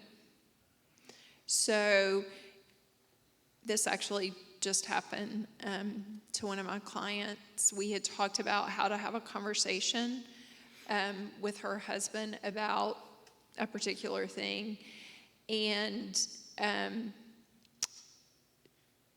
we had talked about the many scenarios of how that conversation had gone down. And I told her to be prepared that he could very much turn this around on her, and how she needed to handle that if he did turn it around on her. And she came back in giddy, like almost excited to tell me he turned it back around on me. Like so excited. She was like, how did you know he was going to do that? And I'm like, unfortunately, I've been doing this too long. It happens. And she had handled it, like we said, and completely diffused the situation and got him stumped. And it was beautiful. But what he said, well, you didn't say X, Y, and Z. You said M, N, and O. And she was like, I knew he was wrong. I knew he was. But that's what they want to do. They want you to really question, did it happen like my memory said it did? Yeah, that's good. Oh, yeah. Absolutely. And then also, I mean, it's called crazy making because it really will make you crazy. You just feel like you're losing your mind. So when they go to court to try to prove that you're unstable, it's kind of, like we're going, am I unstable? And most of the women that come to us ask me, could it be me? How do I know that I'm not the abusive one? I've had them ask me that. Well, how much power do you have in this relationship? But because their husbands have told them, no, you're the abuser. You're the one that's trying to control. My ex-husband used to say that to me all the time. You're trying to control, and I'm thinking, I am doing everything in my power not to just to like keep peace. And there was never enough that I could do. It does not matter. It depends on the day of the week. I tell this example in my book. My daughter used his hairbrush. He came in and he just blew up. I mean, he started throwing things across the room, tore up the house because my daughter used his hairbrush and didn't put it back. So this is what I did. I can control this. This is my attempts at control. I went out and I bought 16 hairbrushes. I put them all in the drawer so that he wouldn't have a cause to blow up over the hairbrush. But there was always something else. Always something else. You can't control it, but you think you can. Well, and then they'll get mad because you bought 16 hairbrushes. Of course, that's right. Because you spent the money, and That's right. who said you could buy 16 hairbrushes? Forget that you were trying to help him. You bought 16 hairbrushes. Actually, that was the one thing. My husband was a physician, so he made like $250,000 a year at the time, and I was not. I think economic abuse can take different forms, and so for me, he had me on you can have $800 a month to whatever you want, your allowance, when he's making $20,000 a month or so or more. And then this is what would happen, but he put me in charge of, you will pay the bills. You will take care of the finances. But then he would come in and supervise it. And where's check number 562 or something? And I would go, oh, I've got it here. It was just a $10 check. And then I would be berated for an hour because I didn't write down check number 562 fast enough. So my financial abuse was different. And then, he would sometimes, if he was in a bad mood, complain about my spending. But I mean, I tell you, working with these ladies, everybody's got a different kind of financial abuse. Some of them, they work and they make the money, but their partners refuse to work. So it can look different ways for different people. I just wanted to say, as an aside, we're talking about the gaslighting and the crazy making, and one of the things that I see with a lot of, and I get it, I legitimately get it. One of the things as a consequence of that abused women come in to me wanting to know is why. Why does he do the things that he does? And it makes sense to want to ask that question. But as we know, sin and its extremes is so vile and so disgusting. There is no good reason. There is no logical reason. And so one of the things that I try to encourage them is, do not become preoccupied with the why. Know the what, know your worth, and take the necessary steps to move forward. Yeah, lots of times they want to know the why because they think if they can figure it out, then they can stop it, or they can help him stop it. And yeah, that's a vicious loop to get out. He has to want to know the why, not her. Yeah, that's good. So I got some questions, yeah. I understand why you can't obsess about the why, but what if an abuser came to you for counseling? What would you typically see that the underlying causes are insecurity, narcissism, and just general sin? Do you see a hereditary pattern as well? So he's asking, oh, I'm going to repeat the question for the people watching on video. So you're asking if an abuser came to you, you would see that underneath that was insecurity, narcissism, and just a general pattern of sin. And then what was the last part of the question? Do you also see that it's hereditary? Oh, is it hereditary? I don't know that it's genetic, though. I don't know. I had a pastor one time say that our genes are memories. And sometimes I do feel like there are some predispositions in families, but it doesn't necessarily mean that, I mean, obviously, I think that no matter what, the bottom line is that we still have a choice. And that is so important for you to know as people helpers. Most of the victims that we work with come in and say, my husband does this, but he's bipolar. My husband does this, but he was drinking. My husband does this, but he's got some other either mental illness, or he had a broken past. He was abused as a child or sexually abused, whatever it may be. They're blaming what happened to them. And that's what I did as a victim for years and years. My ex grew up in an abusive home, but he has two brothers who didn't turn out, well, only one of them got married, but he did not turn out to be an abusive man. It's still a choice. So that what happened to them does not define who they are. It's still a choice. And I think, too, I found that when my ex was the youngest of three, and the mother just would get in the middle of it. She had had enough by the time he came along. She would get in the middle of it and try to prevent the abuse from happening, and also would get him out of trouble. Because she was so, and I did this with my own children. I really do believe that we can, not giving our children consequences when they grow up with abuse can really just go ahead and propel them into that. But as people helpers, we have to just dispel their excuses, not allow those excuses to don't allow them, because, there really is, the domestic violence shelters have this little poster that they put out. There is no excuse for domestic abuse. Unless somebody's psychotic and has broken and detached from reality, they're making a choice. Yeah, I would add to that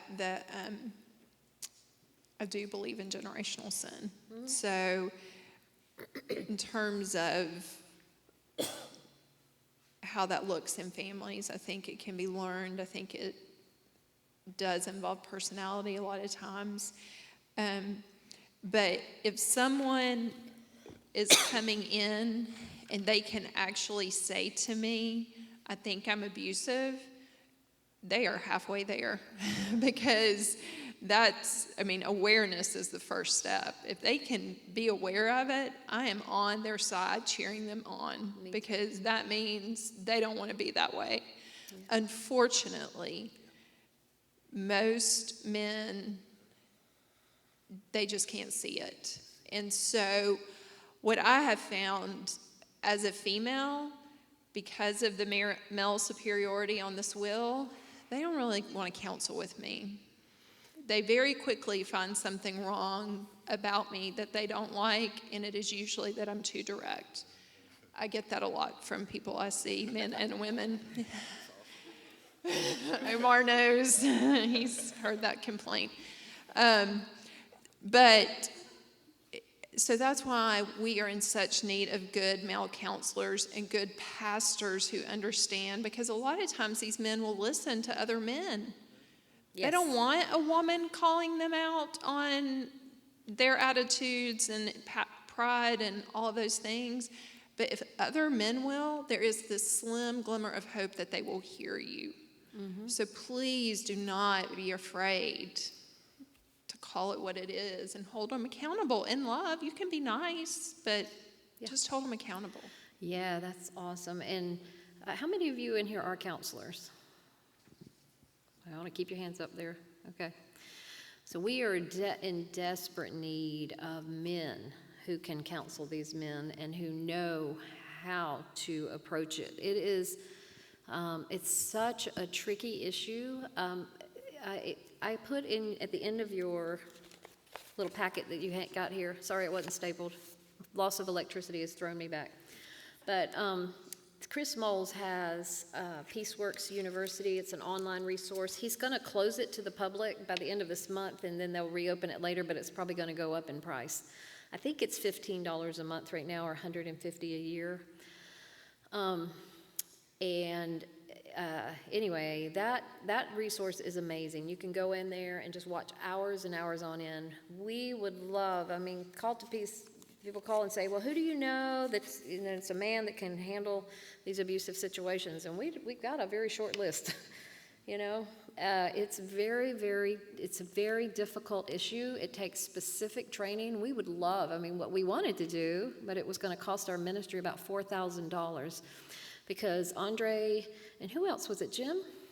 Two of you guys were willing to go up to Duluth. That's where the power and control wheel comes out of. You really have got to start. Listen, we're just behind the times. With observation and knowing the heart of the problem. So people who've been working in the trenches for years can describe the problem to you well. You've got to understand the dynamics before you can really help.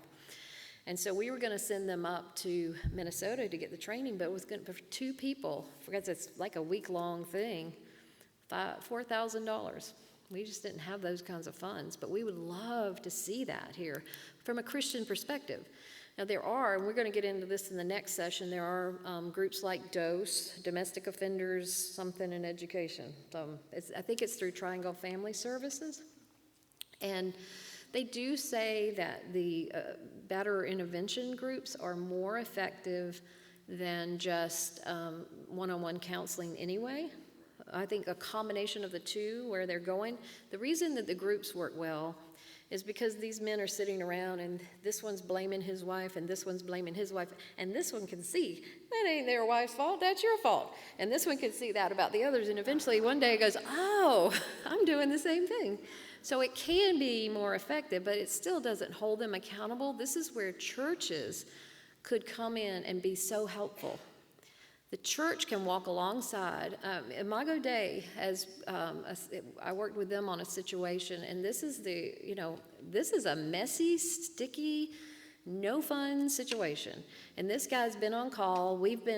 I've been doing it. He's been doing it. We were texting it, like in the afternoon, 5 o'clock on a Saturday afternoon. We were in crisis, and he's like trying to diffuse the situation because that's what happens when you've got people in crisis. They don't care what time it is. My phone goes off. I have to turn it off for my well-being, my sanity. But it is, if churches really were willing to walk alongside, what a difference that would make. What if we had churches in this area who really took the initiative to get trained and to walk alongside? See, I don't think, that was one of the questions in the Q&A that we didn't get to. I don't think it's impossible in these situations, but I learned this when I worked at the shelter and I was educating the public. The statistic for an abuser changing spontaneously was 3 to 5% chance, and that just means not physically abusing anymore. With batterer intervention group, the statistics raised somewhere between 16%, so it really does depend on your group. And maybe, Chris told me 60%, I've never heard it that high. I really believe that even with good intervention, or some intervention, you got a less than 50% chance of that guy changing. Okay, so, but wouldn't it be amazing? To me, I think that's where the church could actually fill in the gaps, walk alongside. Doesn't mean they're going to change, because ultimately they've got a freedom of choice, freedom of will.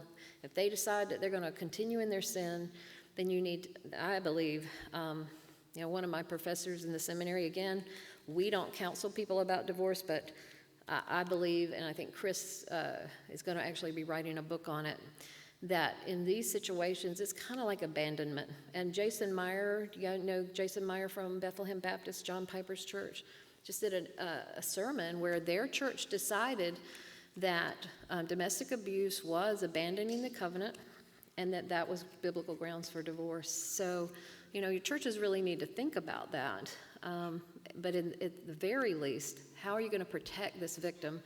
It drives me crazy when somebody comes in, we're talking a person who's been so traumatized, and the first thing the counselor says to them is, what can you do to save this marriage, when they've tried everything?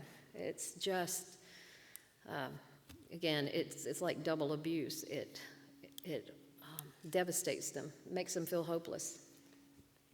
To your point, that's why, and I was just sharing with a friend of mine earlier, is that so many churches, because we have such a robust sort of theology around marriage, but not a comparable on one suffering in the forms of domestic violence, many churches and their pastors, their lead foot when they hear abuse is no divorce.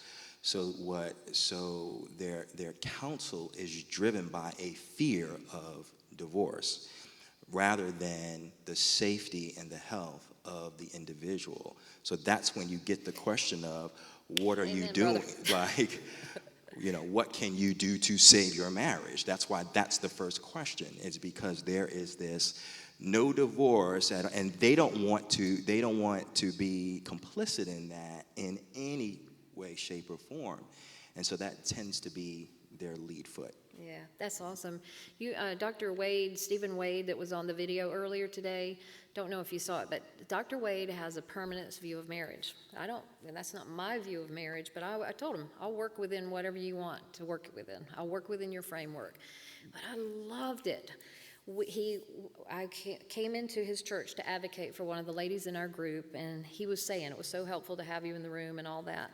But what he decided, that even with his permanence view of marriage, that the life of this woman and her children, their health and their sanity, because every one of them has PTSD, he said, if you decide to divorce, we're not going to, we won't pursue church discipline. We care more about you than your marriage. And don't you think Jesus was the same way? The letter of the law said that woman should have been stoned that was caught in adultery.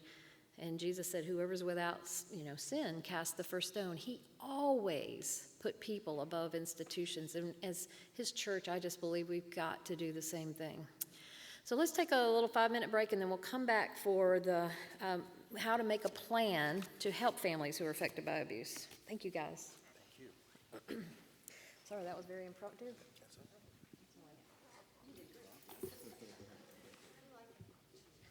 I do. Well, it worked out well. I think that can be so much better sometimes than all.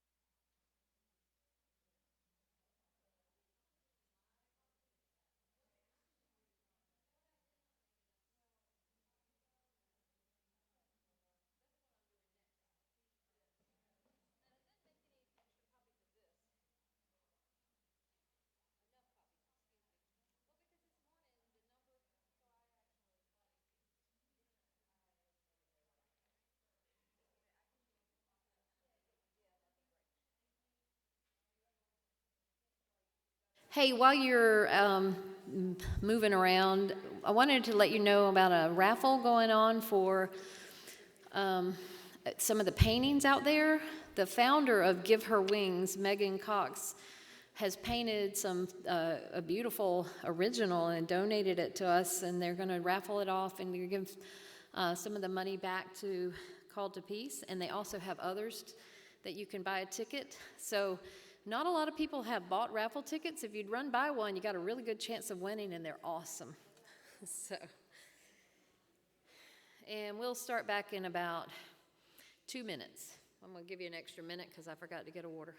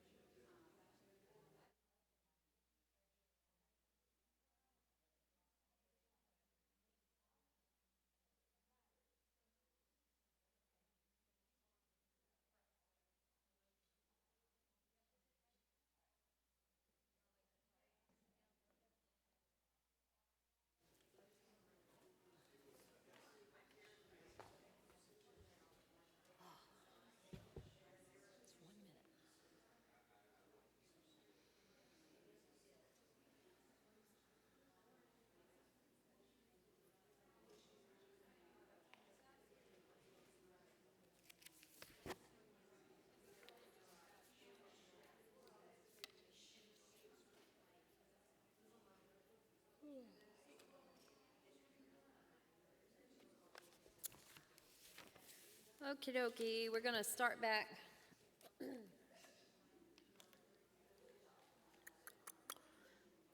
Hello, let's go. Just one more and then we're done. And I'd like to get you out of here on time. If anybody has any like pressing questions that you haven't had answered, let me know. I'm try to cut this off so that we have a few minutes for questions at the end. This last session is helping those in abusive relationships. I will try to figure out a way to get these resources to the people watching online. And we'll figure that out. But I don't know if I can still email them through the Eventbrite, but I could possibly do that. I don't know if I can send attachments, but we'll figure it out. So a lot of times counselors, pastors, everybody wants to know, well, again, I don't think that your first priority needs to be, how do we save this marriage?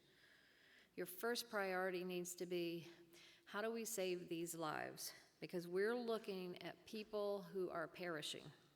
All right? It may not be physical abuse, but they are perishing. Nonetheless, as you can see, emotionally, they're being traumatized. It is no less traumatic than going through war. The effects on children is overwhelming to me. That is the hardest part of doing this business, is seeing what it does to children. So I'm just going to start with some statistics. You've probably heard 3 sets of statistics today. So the American Medical Association is the one that did the study that said 1 in 3 American women, and again, I was part of that survey. I do not know if that was purely physical abuse or if that included emotional. I noticed that Caroline and Tony last night said 1 in 4. So we know that it's somewhere between 1 in 3 and 1 in 4. I believe that, definitely the 1 in 4 would be physical abuse only. And we also know that it's not really any better in the church.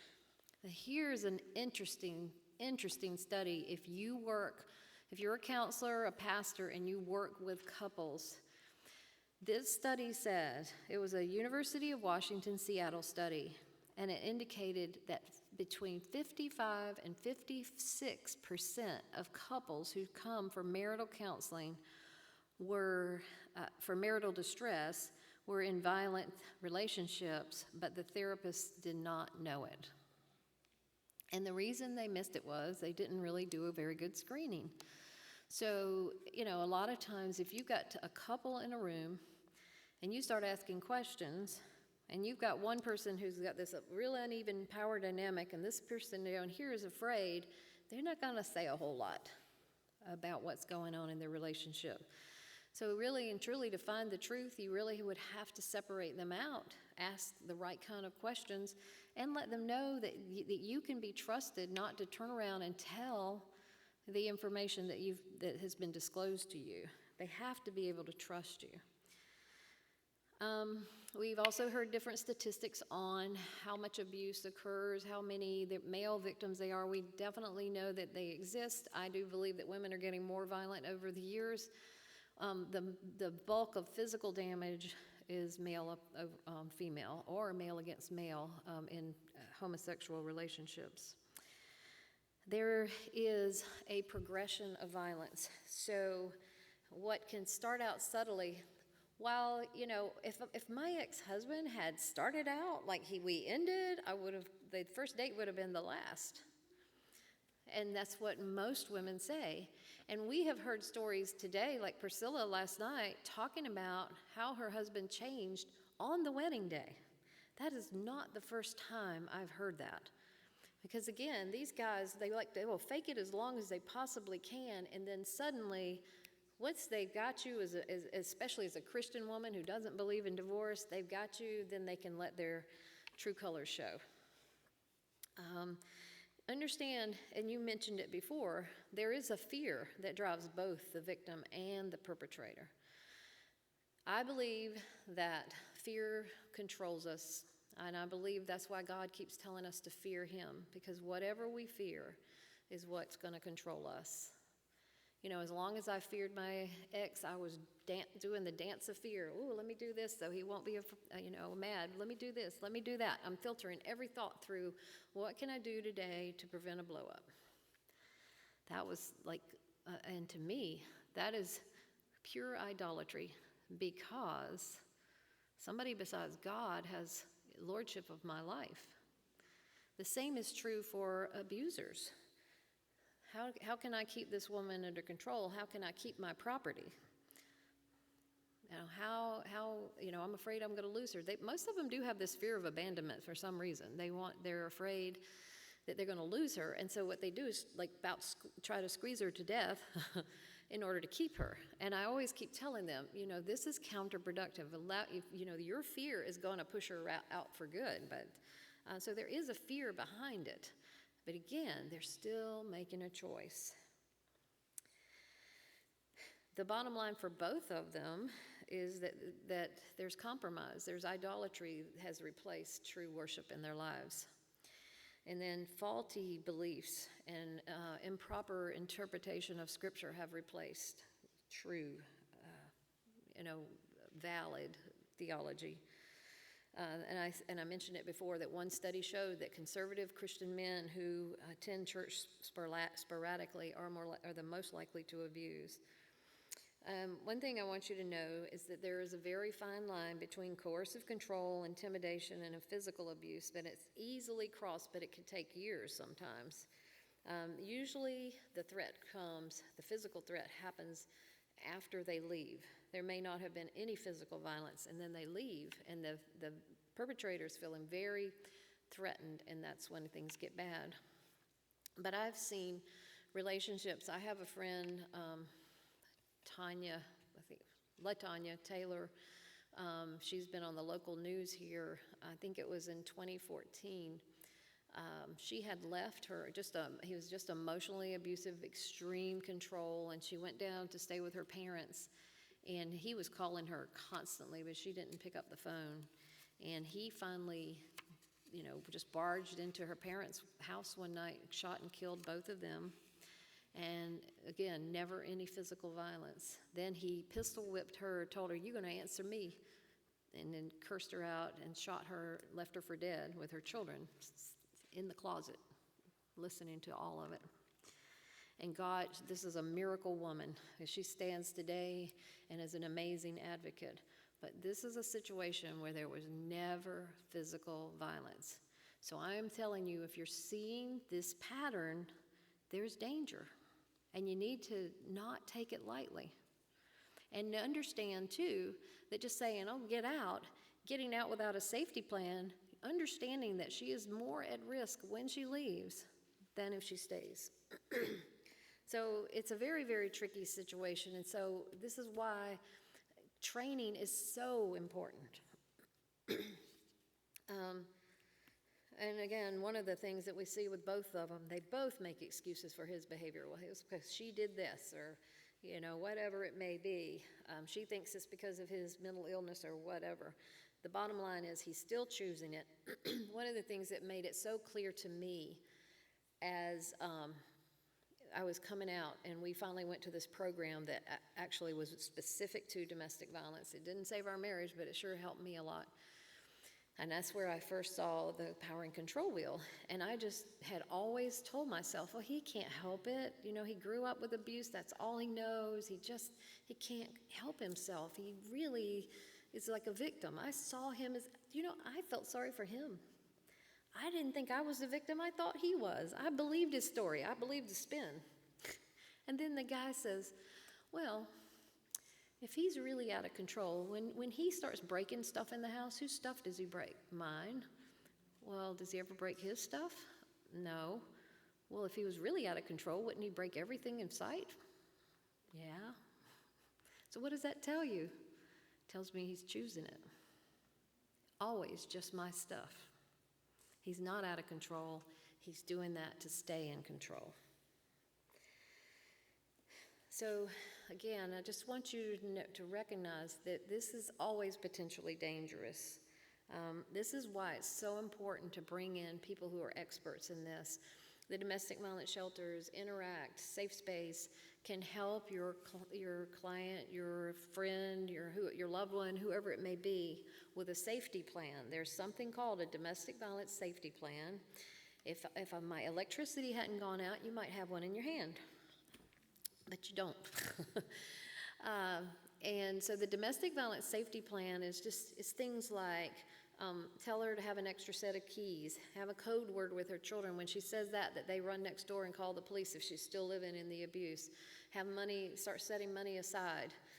There's just a whole bunch of things that they can do to protect themselves down the line if they do decide to get out, or if they have to get out suddenly. A lot of times they don't want to leave.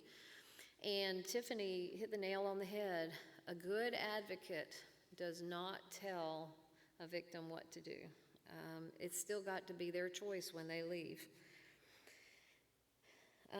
So people have asked me, so if it's going to work, how does it work? If you could possibly save a marriage, how would it look?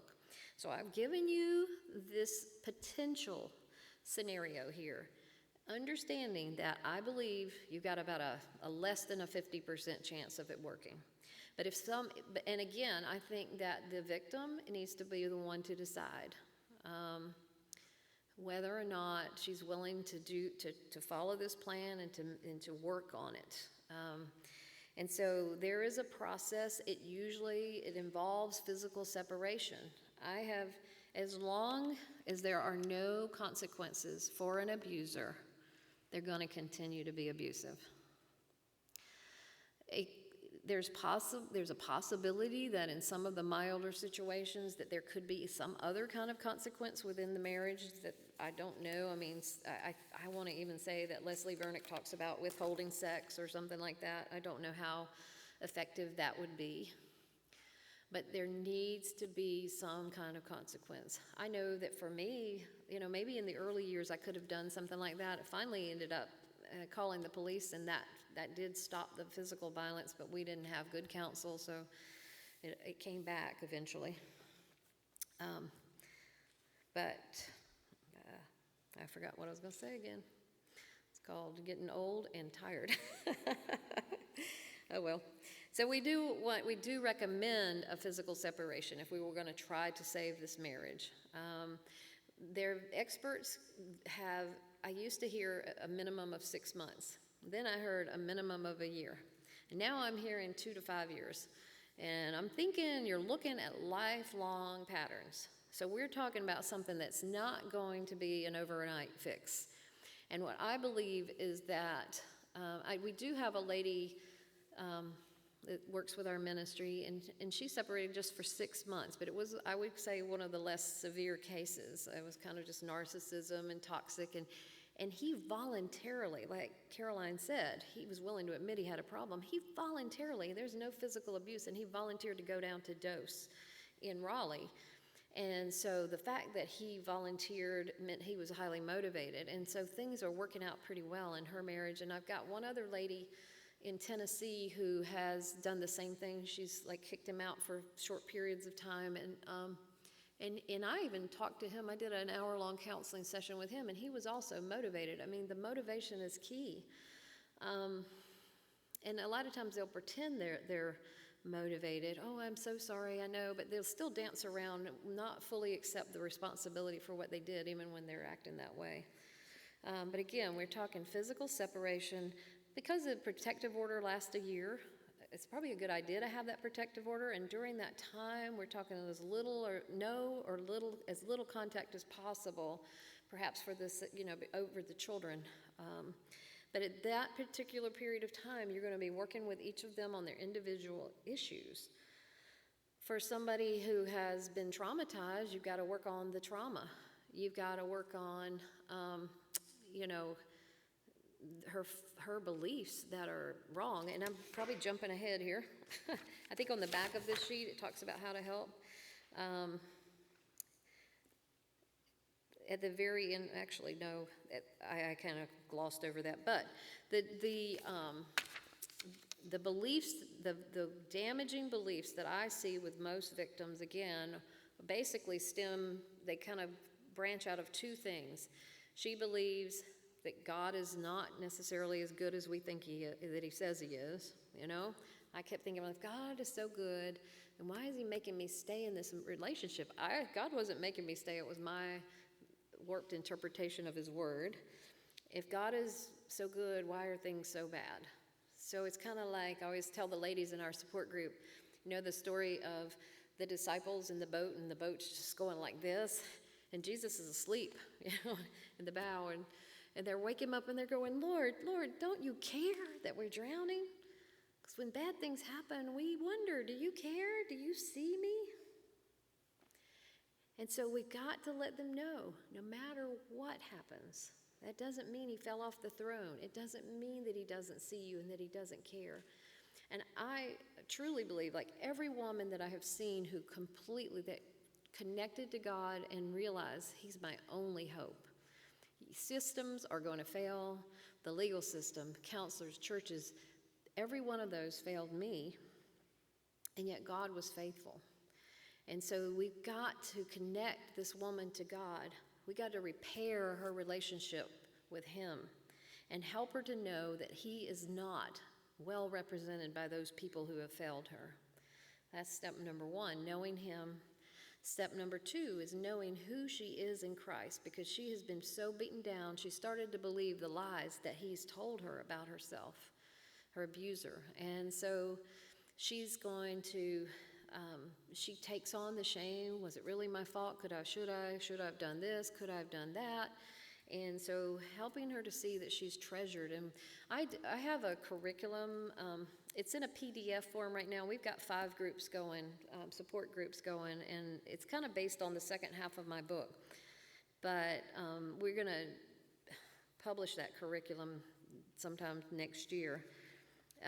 But one or two of the lessons we talk about that, and I just have a bunch of scriptures that we give them, and we talk about knowing who you are in Christ and how to move past that false identity that you've been given and all that shame that you've taken on that wasn't yours to take.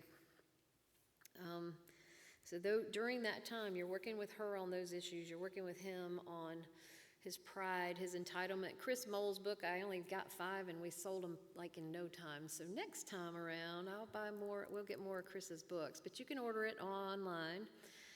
Chris talks about the spiritual issues that go along with these behaviors. And what is interesting to me is that those programs like DOSE are fairly successful, but I think that they can't be fully successful because only God can change a heart, really, like really regenerate a heart. So we're talking about not only stopping bad behavior, but replacing it with godly behavior, replacing pride with humility, and aggression with gentleness, whatever it may be. You're not just stopping one thing, you're adding, and you should be a completely different type of person when you finish this process. So it's not just, oh, I won't do that anymore. It's what, from now on, I'm going to do this instead. So you're working with both of them on their individual issues. And this is what I believe. I believe that only a victim can gauge true change. When you were reading your definition of domestic abuse, it says that domestic abuse can range, the intimidation tactics can range from a look to, holding a gun at the head or whatever it may be. There was a look that my husband had that just instilled, like, I would freeze on the inside. My children would freeze. We knew, and it was just the way he did his eyes. I'm the only one that knew that look.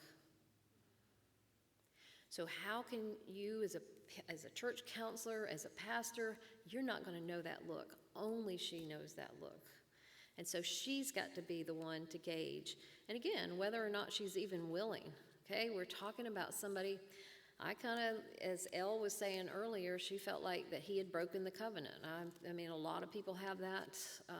Again, like Jason Meyer's sermon, he believes that is a breaking of the covenant when there has been abuse.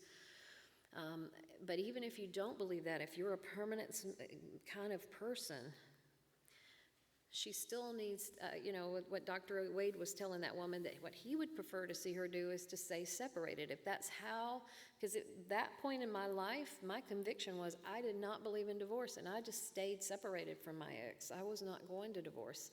He divorced me, finally. And thankfully, I needed that time to heal anyway. I would not date. That was my conviction. So we leave everybody to their own convictions. So as you're working with these folks, you need to be sensitive to the trauma that they've experienced, the emotional toll that it's taken on her, as we talked about in the last session. It can be debilitating sometimes.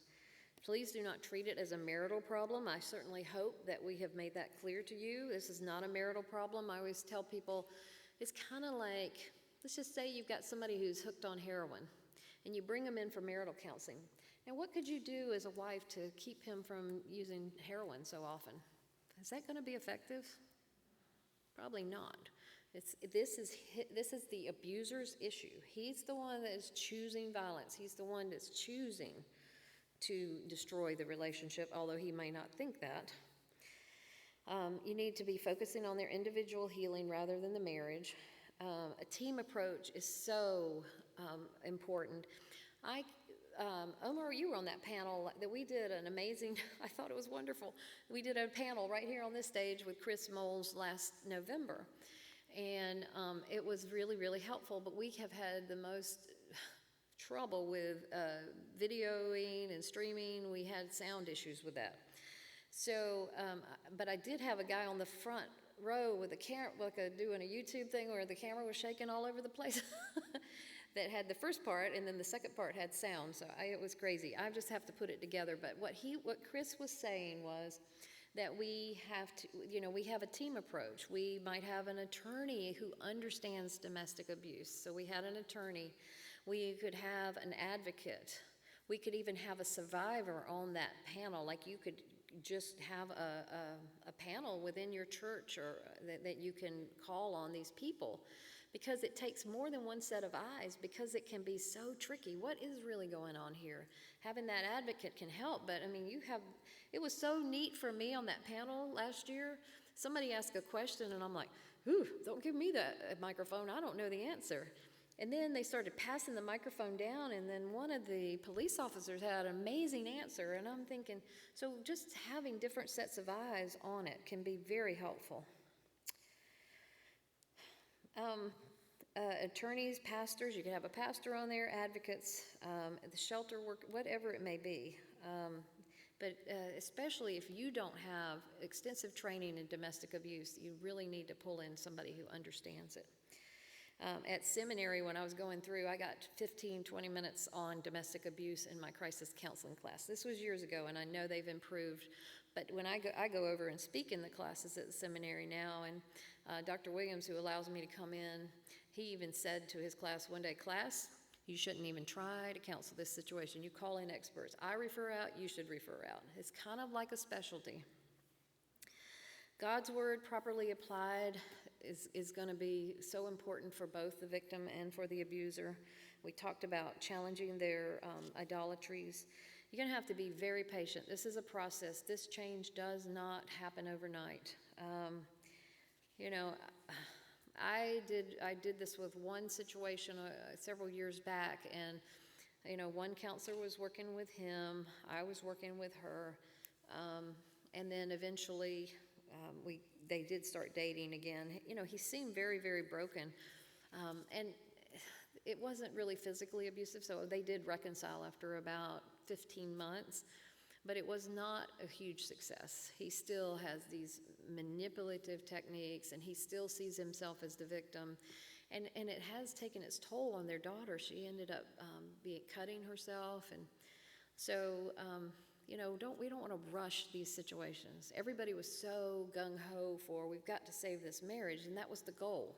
The goal wasn't the wholeness and the health of this woman, this children, and even this man. The goal was, how soon can we get these folks back together? Because I was on a church counseling team, and that's the way it went. And I think we really jumped the gun, and we did it too quickly.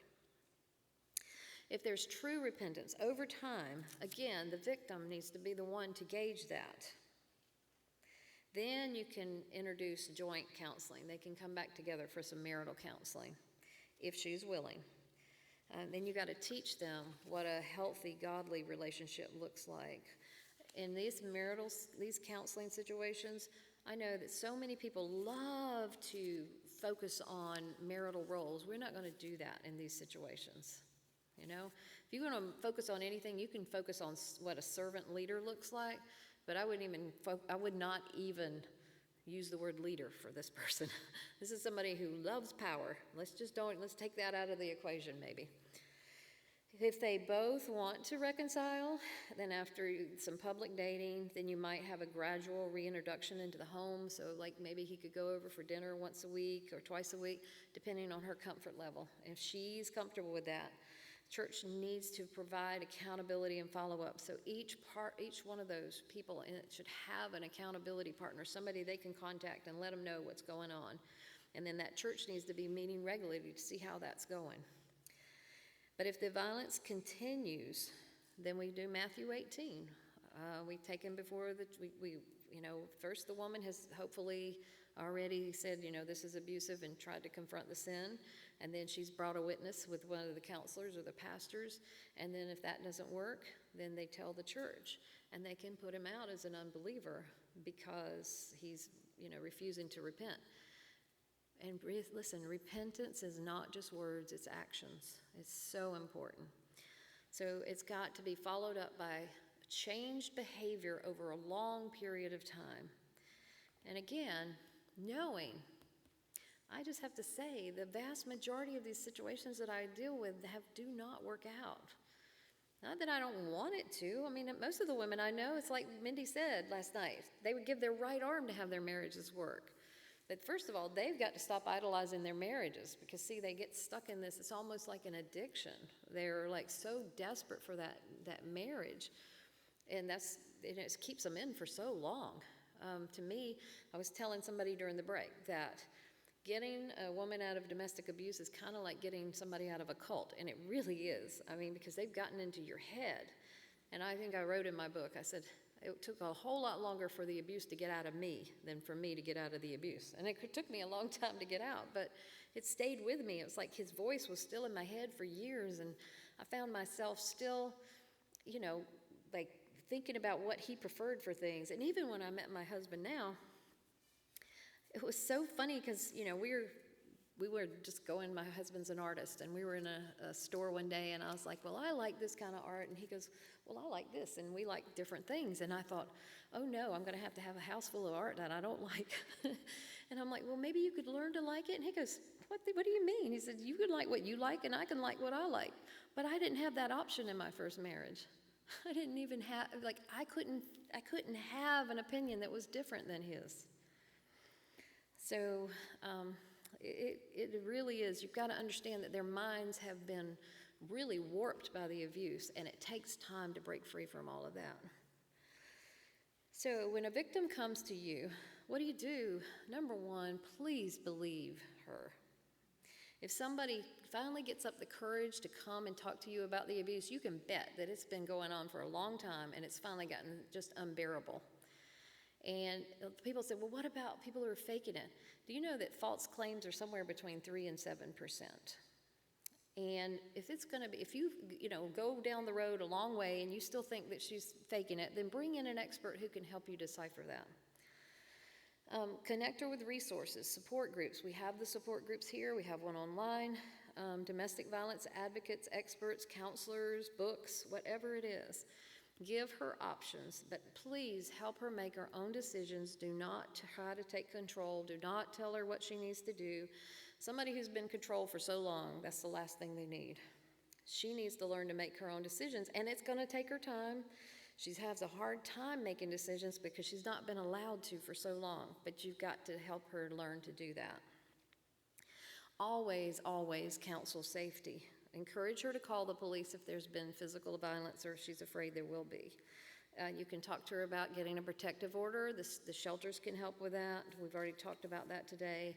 Help her have a safety plan. You can Google it online, or the shelters can help with that. Please do not betray her confidence. If a woman comes to you and says, my husband is abusing me, please do not turn around and go and confront him. That could endanger her so much. That could be so bad. It's only when she's comfortable, when you've thought it through and you've made a plan. I've been working with a church in Alaska, and they're doing that, and they're getting really impatient with her, like, I don't know why she won't just leave. And I'm like, she's got her reasons, and you're just going to have to be patient. And when she's ready, that's when you move, not before. Even if it's unsafe, I mean, you can tell her, we would love for you to do this. But again, she's got to know somebody's going to catch her if she falls too. That's part of the reason she's afraid to move forward. She doesn't have a whole lot of options. You know, maybe if the church were going to provide more financially for her or something, she's thinking about finances. That's what's keeping her stuck. Only confront him after you've arranged for her safety and if she's okay with you confronting. Encourage her to document the abuse. We've already talked about that quite a bit. Somebody told me that their church told them, oh, that's keeping a record of wrongs. Love does not keep a record of wrongs. And then I've seen women go to court with nothing, no documentation, and the judge is like, you got no case, so I'm going to award full custody to him.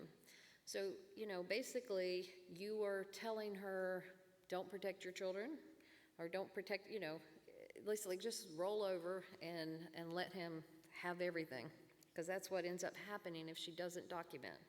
And she's not just doing it. I mean, truly, to me, the most loving thing you can do for an abuser is provide them with some consequences.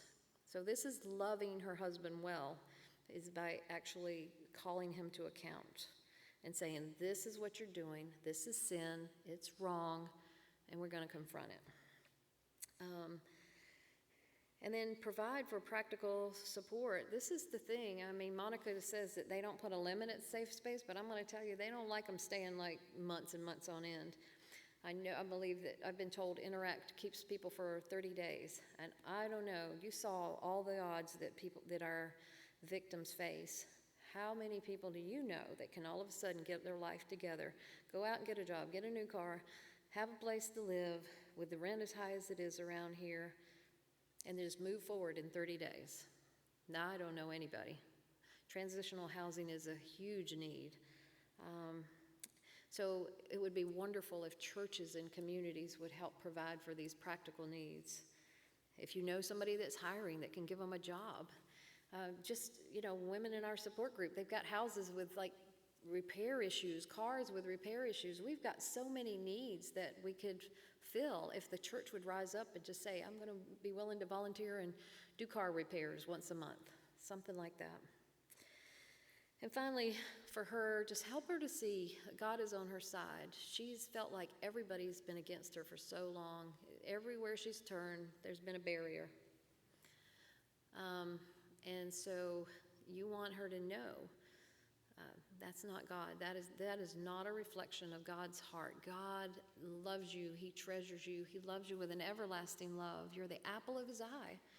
And it's going to take them a long time to start believing that. But as you walk with them and love them unconditionally, even when they mess up, because listen, the ladies that I work with, they mess up. They respond to sin with sin. But if you can connect them with him, let him know his goodness, his heart for them, I can watch them just change into, like, it's like a metamorphosis. It's like this cocoon comes in and these butterflies leave, and it's beautiful, and that's what keeps me in this work, when I can see God transforming a life like that. But it happens, it's so much more likely to happen when the church answers its call and stands up for, to protect the rights of those, the helpless and the oppressed. So when we can do that, we can make an eternal impact on their lives and on the lives of their children. But as long as we turn away and don't look, or we think, oh, it's not our problem, or it's not a big problem, then we're not going to see the transformation that needs to happen in our churches and in our society. Because whatever happens, somebody said it today, whatever happens in the family affects society at large. Domestic violence, the cost of domestic violence is far greater than most people realize. Did you know that even with the mass shootings that we see, the vast majority of those people, the Las Vegas shooter, most of these shooters, the mass shooters, have had a history with domestic violence? It is, I think it infiltrates into every part of our society, and yet we miss it. So I believe that if the church needs to be salt and light. And my prayer is that we will wake up and we will come alongside those who are weak and those who are oppressed, and we will, be the repairers of the breach, so to speak, as it says in Isaiah. We've run out of time. There is, I put down here a lethality assessment that they give at the shelters. If you've got these specific behaviors, strangulation's like probably one of the highest indicators. They're threatening suicide, then you have a potential lethality on your hands. This could turn to murder. I also put how you can work with the abusers on here, and I put a list of helpful resources, books that I think are very helpful. I know that there are more. We're probably going to put a new book list on our website.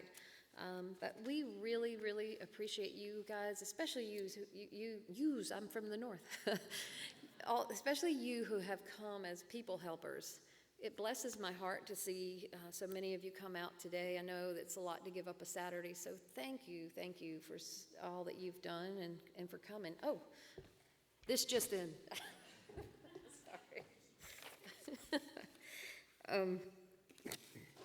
We have a fundraiser coming up here in Raleigh. A law firm, New Direction Family Law, for Domestic Violence Awareness Month is doing a fundraiser for Call to Peace, and they're actually giving 50% of all their new client consultations back to us, and they're doing something called Hops for Healing. I don't drink beer, but for every beer they sell that night, for every pint sold, $1 will go to support the wonderful local organization called to Peace Ministries. So there's some information on that out there.